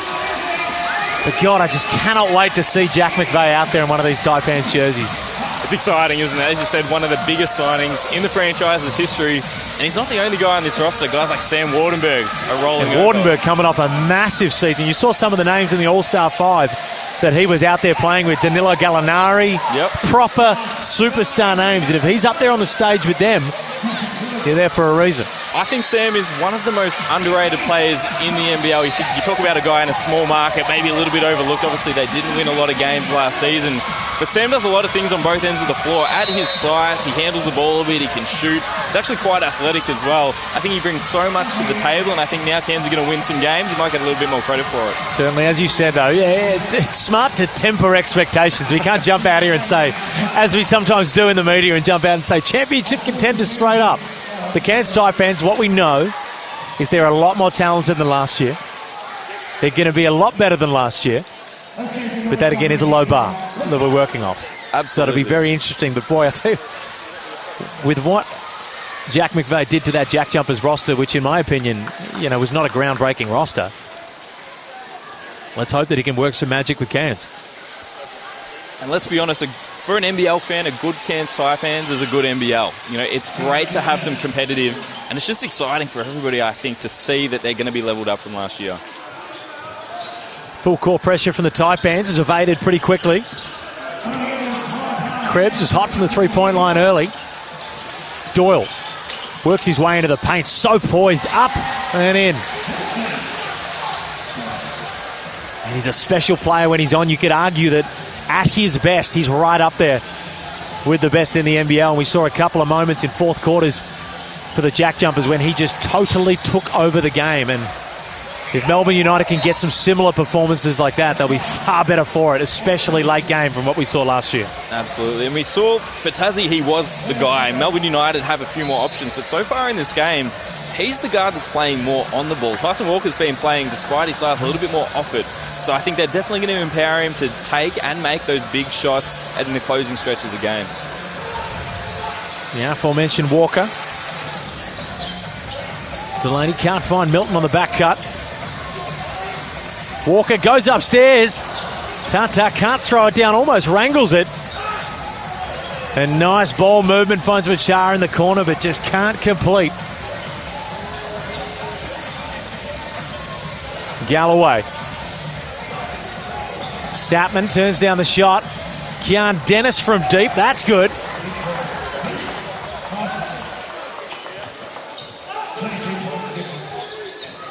.22 margin, third quarter. Milton Doyle just can't get that one to go. Errant pass back from Dennis. And Melbourne United will wrangle it away and push it the other way. Walker can stop on a dime. Doyle from deep. Machar will clean it up and put it in.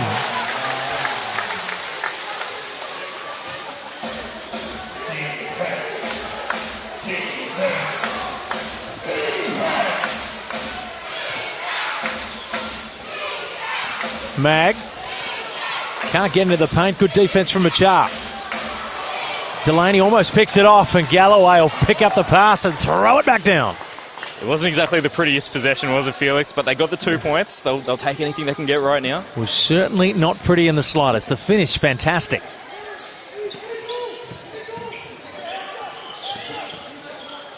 Walker, guarded by Barker, can't find a shot. Delaney will try to help him out. Doyle will have it. 4 seconds on the shot clock. Doyle steps back, draws the foul, and he'll go to the line.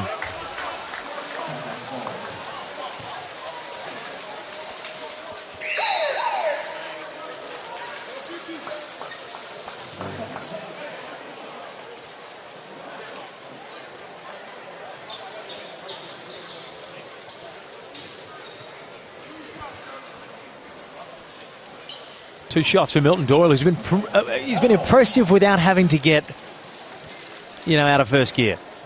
He hasn't been hunting for it, has he? No. He's just been picking his spots. He's such a crafty player. He always looks like he's in first or second gear, though, doesn't he? He plays at his own pace. That is true. One guy I'm disappointed, and we talk about former Jack Jumpers imports, disappointed to not see get a spot. Maybe they do at some point in the season in Jordan Crawford. Yeah, he seems to love it here. He loved his game, and they're the sort of imports that I love that come here that really love it and they want to spend a long time. Now, hopefully an injury replacement or something along the line, something comes up for him, but I'm sure he'll find his way overseas as well. So hopefully not lost to the NBL and we see him on a roster at some point again. Now, this is not me forecasting it whatsoever, but there are 2 import point guard spots still to be had. And clearly those teams, Illawarra and Perth, they haven't found their guy just yet. You don't know what options they're looking at. Maybe there's a spot for him. It's always good late to get a known commodity, even if it's potentially on a shorter-term contract, 2-3 months. Machar, a little overzealous on the jab step.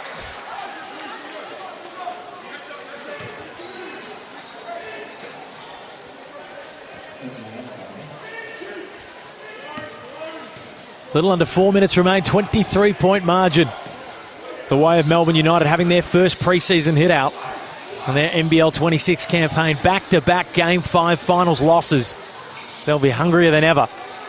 Richardson goes up over the bigger Tata. You like to see that. Northside Wizards, NBL1 this past season. Wilson works off the screen. Finds Machar. Straight through the body. Can't finish. The loose ball will be retained by Melbourne.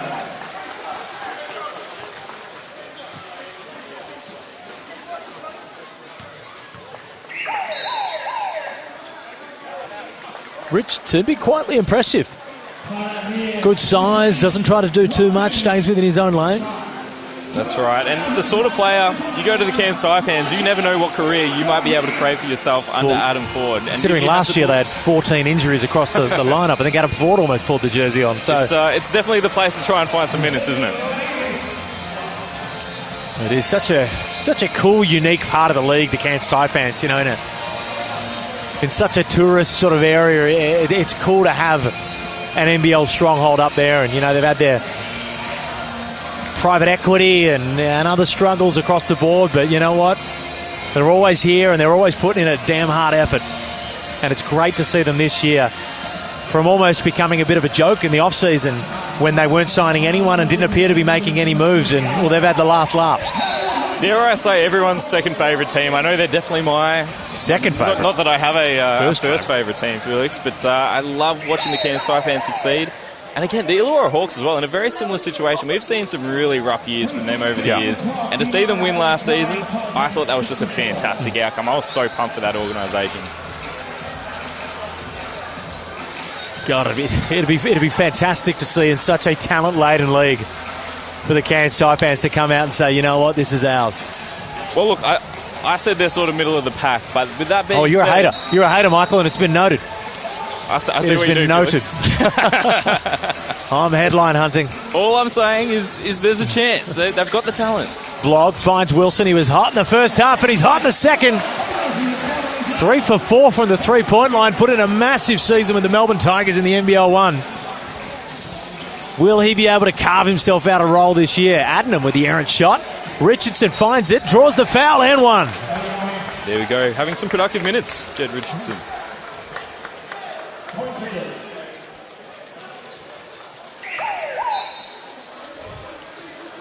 Don't forget the tickets for each and every Melbourne United home game inside of John Cain Arena are available now. That's right, every single one. You can secure your seat for any of United's collection of blockbuster matchups like the open air game, the throwdowns, the multicultural game, hopefully. If we're talking jerseys, they bring out the multicultural jerseys. Those ones were fantastic. Tickets are selling fast, so head to ticketem.com.au today.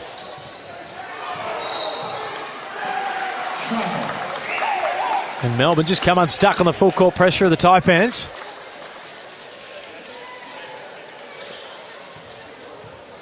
.21 lead for Melbourne. It's hard to see the Taipans drawing this one too much closer, but we've had so many preseason games where, you know, a different lineup gets put out there and anything can happen. So the Taipans could be in for a little run. Adnam, he'll be the one to lead it. 4 seconds on the shot clock. Adnam from deep. Can't complete. Wilson will pull down the board. Waste no time getting the ball down the floor and drawing the foul. At what point of the year do you think, and of course this is the first time we've seen Dash Daniels out here, but where do you think his rookie wall, for lack of a better term, will come? Is it the first quarter of the season? Do you reckon it'll take a little less because he's more of a defensive-minded guy? Yeah, it's definitely going to be a process, and I think that's compounded by the fact that they have so many quality guards. We're even looking at Tom Wilson right now. Where is he going to get his minutes? Speak of the devil. She'll brick it from the corner. One of the things that Dash does have going for him is that size. I think he can play all the way up to the 3, he can defend those spots. Once he gets a little bit more comfortable, used to the speed of the game, I think there's definitely minutes to be had. It's exciting stuff, such a strong prospect, yet another one coming through. You know, we talk about the NBL prospects here as well. We got a whole range of Aussies are going to be playing their trade in the NBA as well this year. It's an exciting time to be involved in Australian basketball. It's almost a shame to see so much of the young talent head off to the NBA, but we're going to see them do even bigger and better things. Think of Alex Tui, Lucky Ulbrich, Rocky Zakarsky. There are so many names to list off. And if you want to make the NBA, you know how you do it? You know what all of these young juniors did? They attended basketball camps as kids, and you can do just that. If you want to learn how to hoop like a pro while having fun with your friends, sign up for one of Melbourne United's holiday camps set for September school holidays. Melbourne United will be holding 1 2-day camps across Victoria. To find out more, events.melbourne.com.au. Fantastic the amount of community outreach that both of these teams do. I know Cairns do a huge amount up in the tropics. Daniels works his way nicely into the paint, can't finish. But that'll come. Adnam the other way. Oh, nice pass. Can't quite complete it. But great vision there from Kyle Adnam. And Dash Jones, as we mentioned before, that when you're watching these games the early going in the season, you're not really worried. Getting the ball in the hoop, that comes. It's the movement. It's getting to your spots. And I've been impressed so far with Dash. Yeah, I think he's looked incredible. And what an amazing array of opportunities he has had over the last 12 months. He obviously just came back from the FIBA Asia Cup. Just getting blooded into that Boomers system is going to be so massive for him. I think about all the top prospects that we've seen over the last decade, really, be it Josh Giddey, be it Dyson Daniels, even go back to Dante and Ben Simmons of many years ago playing in that Trans Tasman series. Man, I remember that a decade ago, and I used to think that was the future of Australian basketball. I'm sure you got to experience that firsthand. Certainly. Got to play with both of them as a junior. Unbelievable talent. It's going to be exciting to see Dante get to team up with Cooper Flagg at Dallas this year. I'm a nuffy. If you haven't noticed by my commentary, I'm a nuffy for the youth. I love seeing the potential of these guys come out, and it's amazing. Like Kareem Lopez last year having these massive games late in the year, and you can just see the potential that these guys have. So I can't wait to watch Cooper Flagg in the NBA and hopefully live up to expectation, which it looks like he will from what we've seen so far, especially in the Summer League. I think he's the real deal, Felix. He is fantastic talent. Dante's going to have his maybe a few less touches with Cooper on the team. Hater. No, it certainly will be. Lloyd McVeigh gets into the paint. Nice little finish there. Wilson gets it tipped away. Dash will come up with it. Nice little pass there.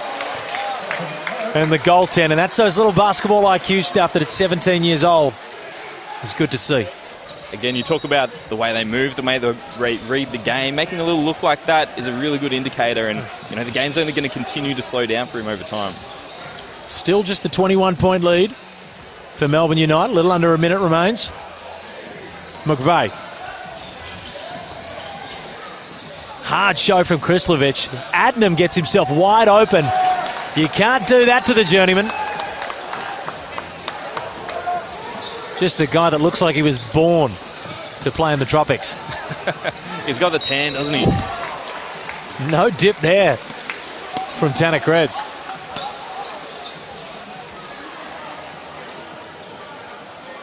Yeah, Krebs and Bowen, just such interesting prospects for me for this Melbourne United roster, because you can imagine one of them is probably going to have that year, although sort of different positions, one of them is going to have that year where they really step up and maybe add 5, maybe not 10, 5, 6, 7 minutes to their tallies from last year. Yeah, for sure. I think one thing we see with Melbourne United and something we talk about league-wide is consistency season to season in terms of your structure and your roster, and having guys like Krebs, like Bowen, have many years under their belt in the Melbourne United system, I think is increasing the confidence that Vickerman has in them. They're system players. They're not necessarily highlight reel players, but they're guys that are winning contributors, and I think they're going to be leaned on more and more as the season goes on. Krebs converts from the line.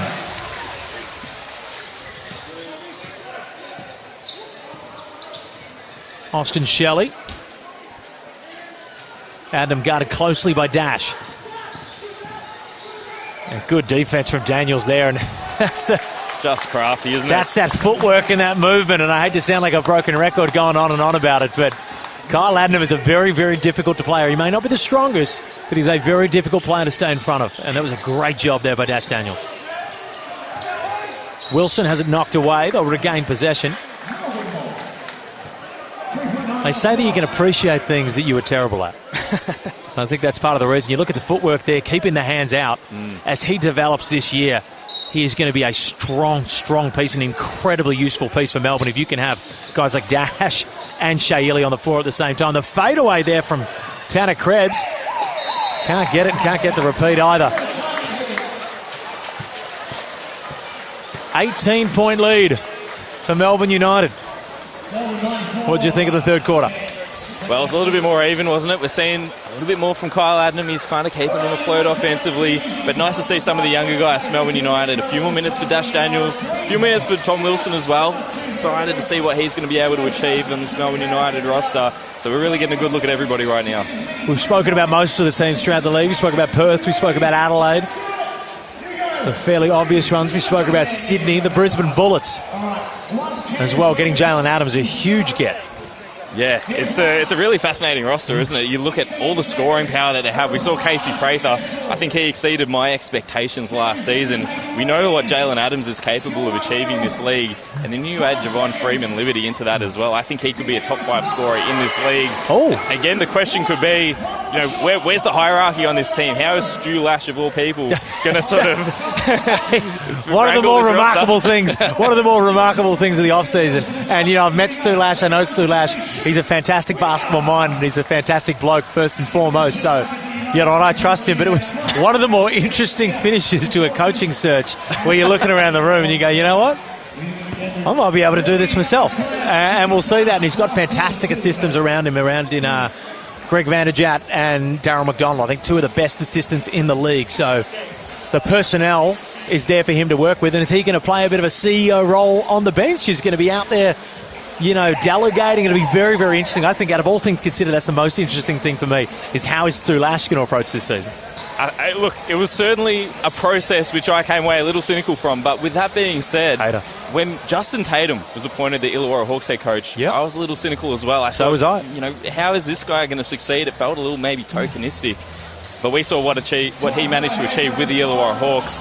I'm going to give the benefit to Stu until we see what they look like on the floor. I think they have the talent. I think they're going to have to be managed in the right way. But, man, Stu's going to turn a lot of heads if he manages to make that work. Walker works off the screen. Can't find anything in the paint.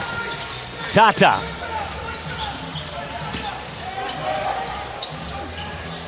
But gets that one to fall. I'll tell you what, there's times throughout the season where you just find yourself in a scoring lull. I think Malith Machad's a guy that you can throw out there on the floor and you say work out. That's right. He's not shy, is he? He will get the shots up. It's nice to see him hit that pull-up. I think he has all sorts of potential as a scorer. Still figuring out his spots a little bit, but as you said, he's going to put them up, isn't he? Shelley works off the Richardson screen. Loses the ball on the way through. But Taylor appears to have got a paw on it.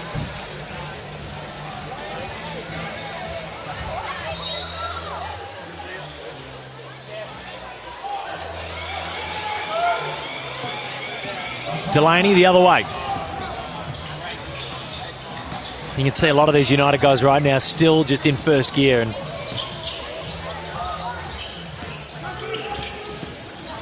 Machad, nice pass to Delaney, who says, "Ta-ta, go upstairs." That's just beautiful basketball, isn't it? So many good passes on this Melbourne United team. A really unselfish group. Tata with the big finish there. That's been one of the most impressive things in this game. Nice little work there. They get in from Lloyd McVeigh. But that's been the most impressive thing. Now, admittedly, the back line for the Taipans is not quite there yet. So it's a little easier, but you still want to be able to see that sort of movement happening and some good chemistry early on for Melbourne. You can say that, but with that being said, you replace Tata with Jesse Edwards, their new starting in-point centre. That's going to look a bit more dangerous as well. Where do you sit around him? He's fantastic. Look, he's a role player through and through. He's very much in that Marcus Lee type of player. He's not a go-to offensive player, but he's going to be phenomenal finishing at the rim. He's very big. He's very athletic. A fantastic rim protector as well. I think he's going to hold the fort defensively for this United team. Taylor gets into the paint. Can't get the floater to finish, but you get the feeling that's going to be his type of look throughout the year. Absolutely. Higgins Tisha with a nice strong finish.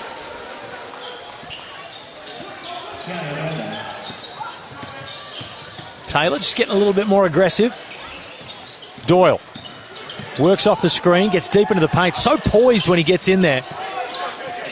Taylor finds Bashar on the outside. Can't finish, and Galloway will clean it up.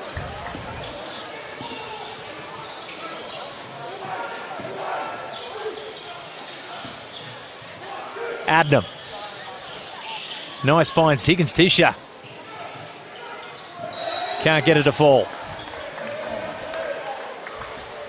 That's going to be the next step for Higgins Tisha, seeing that outside shot just develop a little bit more. Doesn't quite look there yet, but you can imagine with his size and length, if he starts knocking down threes, maybe we are talking about the NBA. Oh! Hey, Michael, you see some NBA potential? I'm not knocking you down. I'm just saying it's always a big statement because he just had his breakout year last year, which, you never know.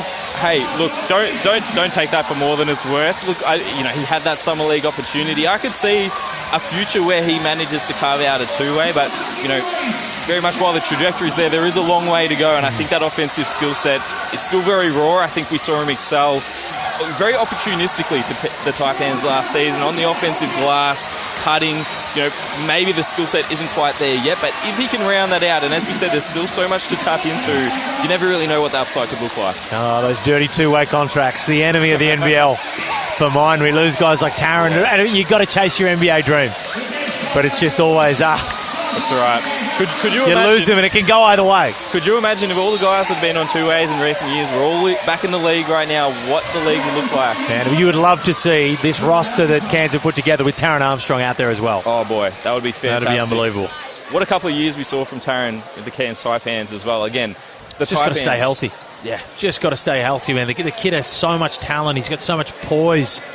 Just one of those guys that looks like the game's going in slow motion. That's right. And I think in the perfect situation as well, Adam Ford was able to hand him the keys, and he has maturity beyond his age. He is such a fantastic floor general. Man, with a nice floater, tries to chase his own board, can't come up with it.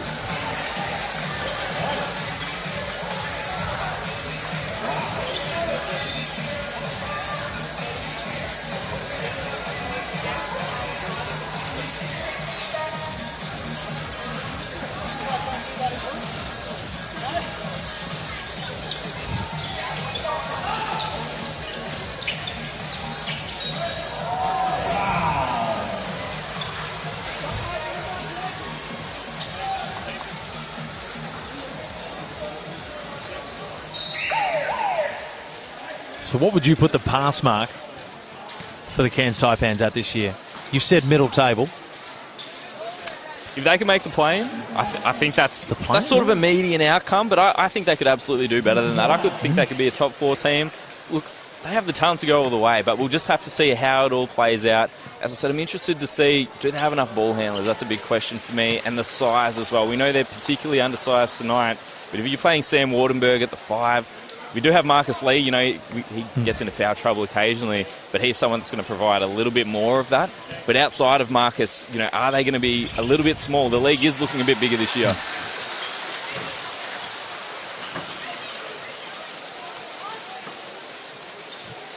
Melbourne United just testing their wares in a bit of full court pressure here.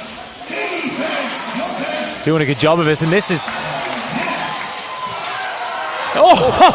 Finn Delaney denied! Tried to put our man on a poster.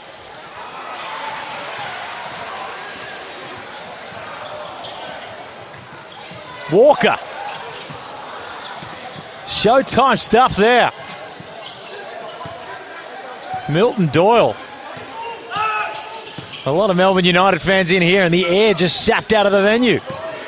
Delaney, does he give it another chance? Travels after appearing almost rattled.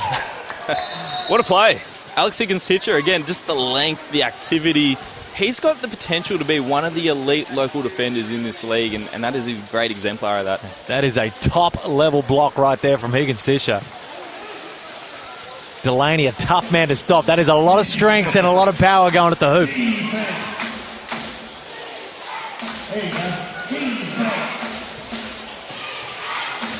Nice pass into Galloway. Maybe these NBA comparisons, you might just be winning me over here, Michael. Slowly but surely. Michael Hubin on his first game of commentary. Krislovic. Wilson, Doyle in from the corner. Can't fall, United will keep it. Wilson. Krislovic gets Higgins-Tisha out of his feet. Easy put in for Doyle. 21 points, a little over 6 minutes.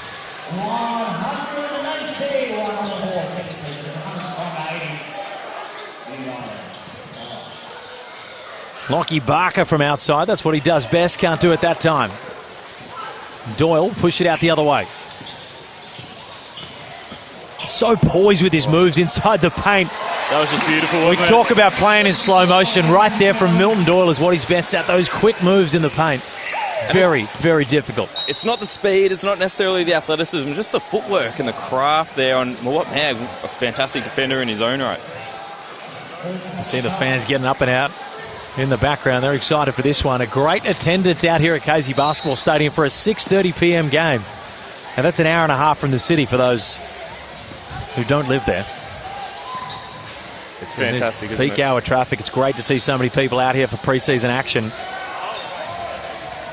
And a backcourt violation for the Taipans, just as they have all night. They've still put up 80 points for a team that struggled to get in their rhythm. They've done well. They've found a few players to step up. You know, we talked about Lockie Barker. He's been getting those shots up. It may not be the most efficient night. They may not be guys that are going to be asked to do that on any other given night. But, you know, they've been able to step up in that capacity. And you know, if a few of these guys are able to show flashes and they can carry that into the regular season, that's a win for the Taipans. Doyle gets into the paint, gets that one sent away. Man, can't find anything on the explorative dribble. Galloway.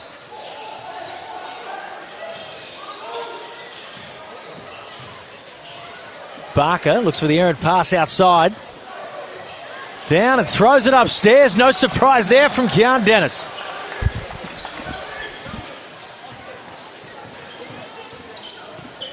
We're getting to a little bit of pickup game style stuff. 21 points the margin, a little under 5 minutes remain. Doyle steps back. God, he's so good at that shot. Makes it look easy, doesn't he? That is a tough shot. Stepping back through the legs. And the ability to get to that shot, and it is a little CG43-like, but the ability to get to that shot, a shot you know you can always get to at the end of the shot clock. Little too handsy there from Xana Krebs. Who do you walk away? We've still got a little bit of time to go, 4:28. Who do you walk away from this game the most impressed with? I think in terms of new names, I've really liked what I've seen from Tyson Walker. I think he's going to be a perfect fit for Dean Vickerman and Melbourne United. He's someone that is going to be able to play. Yes, we're seeing it alongside Milton Doyle, but when you bring Shaylee into the fold, Chris Golding, all these guys are going to fit really well together. They're going to have multiple ball handlers, and I think Tyson's demonstrated that he's going to be able to play off the ball, which isn't always easy for a player of his stature. Wilson. Back to Daniels. 10 seconds on the shot clock. Krebs. Can't complete it. Daniels will fight for the rebound and maybe just a bit of a friendly whistle there. Always help if you point in the right direction. Just give the refs a little nudge.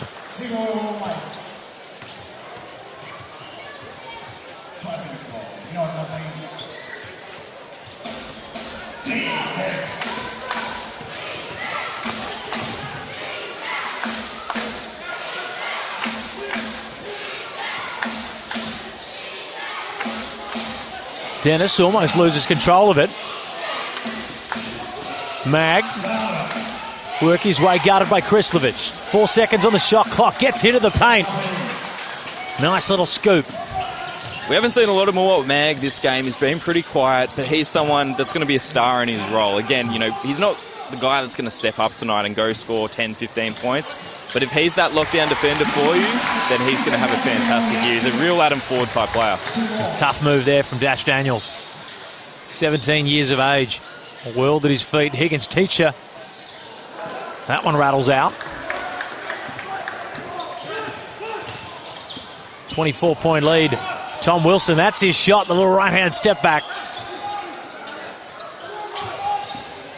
Krebs will recover it and find Krislovich, the Arabian Phoenix, in the corner. And that time it wasn't as pretty as it usually is. Never as special when it strikes twice, right, Felix? That's it. You only see that bird once. Nice strong drive there from Barker. Gets that finish. Just a guy that you know on any given night, if you send him out there in an NBL game, he could give you 25 points. Absolutely. But it's just about consistently getting that opportunity. And we know, especially for Aussies, sometimes the hardest guys to break in is the guys that aren't necessarily role players. And I think the thing that's worked against Lockie Barker throughout his sort of intermittent NBL career is being such a talented scorer. You know, he's a first option guy. So it's hard to find a place on a roster, whereas if you're a role-playing rebounder, you're a Fabian Kristovic type, you can find your niche role a lot better. So, it's his own talent that has sometimes held him back. I think we see that every single year in the NBL 1. We have guys dropping 30, 35 points a game, and we say, why can't this guy get an NBL gig? And so much of it, yes, it's not to diminish their talent, but it's about how scalable that role is up to the next level. And so the guys that do make the jump aren't necessarily the guys filling up the box score. They're the guys that play their role at an elite level. Again, whether it's defensively, whether it's knocking down the three at 40%, they're the sort of things that get you that look in. It's been some great pick and roll play from both teams tonight. We know early in the season that chemistry always takes a little bit to get with your bigs, but seen some impressive passing on display. I've been really impressed by Fabian Krislovic's playmaking as well. It's not something you typically think of at that 5 position, but he's making those little short roll reads. He's driving and dishing out to shooters. He does all those little things that fit into Melbourne's offense so well. Nice pass to Daniels, who kicks it back out. D'Angelo, the last one to end up with it, the first one to finish it. Number 61. Now, that ain't one you see often, is it? Statman guarded by Blogg. Works off the on-ball. McVeigh in the corner. Now, that is a very McVeigh family shot, that no dip. I think Jack taught him that one especially. That is something. For those who watch the FIBA Asia Cup, Jack McVeigh looked to take that to a whole new level than what he usually has. D'Angelo. Finds Bowen on the outside. He'll drive hard. Baseline goes upstairs and baptizes Richardson. Superman belt on the way through. How's about that? I reckon that might be the play of his career. Well, I'm absolutely giving it to him. Pre-season, I don't care. That is the play of the night right there from Cole Bowen. Is he going to get another chance at it? Nice pass. Can't finish, but he'll go to the line. Henry Sewell. Wow, Cole Bowen. Nice skip pass there from D'Angelo. And Bowen past McVeigh and goes upstairs. Welcome to NBL level basketball, Richardson. Don't see a lot of that from Kyle Bowen during the regular season, but maybe we will this coming year. He's sneaky athletic, and you know what, with a lot of these guys, when it comes to, and I know it is illegal for me to be talking about dunking, especially dunking on anyone, but a lot of these guys, when it comes to this, what you hear, it's the confidence of just going up. Fabian Kristovic, he's not the most athletic guy on the planet, but when he goes up towards the rim, he goes up to dunk it. And if you just go up, you know what? Sometimes you'll get blocked, like Finn Delaney did on the couple of possessions earlier, but sometimes you'll get it like that. Sometimes you just need the ball in the right spots as well. I don't think we've seen a lot of him putting it on the deck like that. He's usually under the rim. But if he gets those opportunities, maybe we'll see a bit more. Maybe with a little bit more weak side rotation. It's a little harder with Jesse Edwards coming across. But as we said before, you can only play against what's in front of you. You said 120 points. United are currently sitting on 115 on your commentary debut. Let's see how it goes. And Campbell Blogg, we hope he's all right there. Just a little stinger on the shoulder, which he's had issues with in the past. Looks to be okay. Pre-season basketball here at Casey. Fantastic turnout. 6:30 p.m. Traffic everywhere. Does not worry these Melbourne United fans. Daniels. Nice work into the paint. Nice little cross back. Can't get the finish, draws the foul. But boy, he's showing some good signs. That was a little bit shifty, wasn't it? Ooh. We haven't seen too much of that from him yet. He kind of is sort of figuring out his feet as a driver, as a scorer. But that was really nice. Once he starts to finish those plays, he's going to start to be dangerous. As we say, the progression of a player at 17 years old playing against grown men is incredibly steep. These guys usually find a point. LaMelo Ball, Josh Giddey, these guys started the season only 6 points, 2 assists for a guy like Josh Giddey that was ending the year with triple-doubles, and the same as LaMelo. Kareem Lopez, he came into the year as the next star of the same age. Not putting up massive, impressive numbers. He's finishing the season with some big games, and I expect at some point in the year we're going to see Dash have some real breakout contests. What I will say about Dash, it's very unfair to compare him to his brother, one of the best but we'll do in the world. But we absolutely will do it because it's so easy. But the one thing I'll say about Dash, he looks a little bit more natural with the ball in his hands. Dyson is a little bit stiff. He can be robotic at times, which robotic. is amazing considering how good he is on offense. But McVeigh, the Lloyd variety, shake and bake, guarded by D'Angelo. Fights his way in, gets the foul, can't complete. He'll get a chance, 39 seconds left in the game.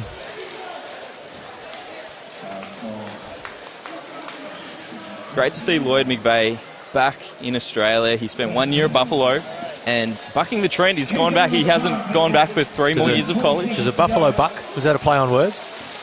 No, it wasn't. Is that a deer? No, that's a. What animal bucks?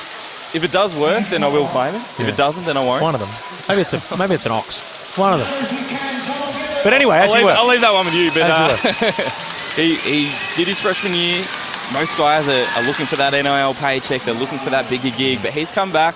Obviously very exciting to have him with his brother at the Cairns Taipans. We're hoping that he gets a DP opportunity. And you look how much Jack McVeigh has improved throughout his time in the NBL. I'd expect to see the same from Lloyd McVeigh if he can get his chance. That's right. Daniels, nice little stop on a dime. Finds Blog. Not the desired effect. 23 seconds left here. It's going to be a big win for Melbourne United in their first outing in the preseason, coming up against a heavily, and when I say heavily, I mean heavily undermanned Cairns Taipans team who just haven't been able to find their rhythm on offense as would be expected. But Michael, some good performances throughout. Yeah, there's no way around it. It has been an ugly offensive performance from the Taipans tonight, but we have seen some guys step up. Kyron Galloway has looked fantastic. Alex Higgins-Titch has had his moments, and Lockie Barker made the most of his opportunity tonight as well. And one from Shelley, and one of the and ones of the hardest variety, doing that on Dash Daniels.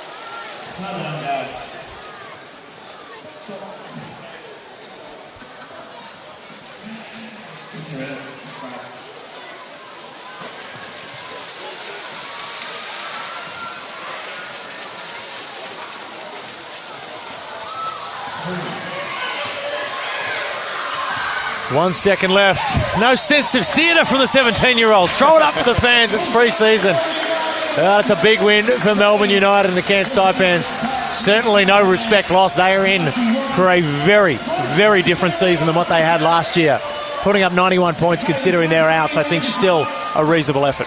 We're excited. There's so many pieces to add to this equation. Adam Ford's excited enough that he's back.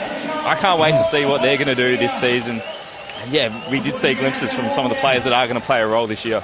Some high-flying action as well. We saw Bowen go upstairs. We saw Delaney go upstairs to not the desired effect there. Keane Dennis, an athletic beast. And we've spoken about so much throughout this game. We didn't even get a chance to say how beneficial it is to have Adam Ford back, considering there was a moment here where this Taipans team had no players and no coach. Now, they didn't go down the Stu Lash route and just say, I'm taking the gig. But I'll tell you what, to be able to come out here with Adam Ford back into the lineup is very, very big, and they can continue to build. You know, any Adam Ford team is going to be an overachiever. And if this Cairns Taipans team, with the talent they have, can overachieve, then they can do some really big things. Oh, it's going to be exciting. It is going to be very exciting to see what this Cairns Taipans team can do. And again, for Melbourne, how much hunger are they going to come out with? Yeah, they've got guys, they've got a lot of retention on that roster. And you've lost 2 back-to-back Game 5s. These guys are going to be hungry. Dean Vickerman's going to be hungry. They lose Jacob Chance to the Austin Spurs. How much of an impact is that going to have? Yeah, you sure hope they're still hungry. It must be extremely demoralising to lose in that fashion 2 years in a row. But we talk about consistency and the power of that consistency. They look like a well-oiled machine, even with the guys that they brought into the fold, Fabian Krizlovic, Tyler Walker. Both those guys look like seamless fits into this team, into this organisation. And I think they're going to be primed for a very strong year to come. Exciting stuff. The first Melbourne United pre-season contest is a win. They're currently undefeated. Plenty more pre-season games to go. The Blitz not that far away in Canberra as well, but don't forget, if you want to see more of what you saw tonight with even more superstar-laden lineups, Melbourne United memberships are on sale now with over 5,000 members already standing united for NBL26. The time is now for you to bring the blue this season. Full season General Reserve memberships remain available, while 3 and 5 game packages are selling fast. Secure your seat at John Cain Arena today by heading to the membership tab on the Melbourne United website or Melbourne United app. Michael Herban, you've been absolutely fantastic tonight. And we're going to see, this is just a taste, we're going to see you a whole lot more across NBL media, I hope. If it means seeing more of you, Felix, jumping on the call, I will be very happy to do so. No, you're one of the best riders we've got, and it's nice to see you finally pick up the mic. That's all we've got time for out here in Casey. 116 Melbourne United, 91 to the Cairns Taipans.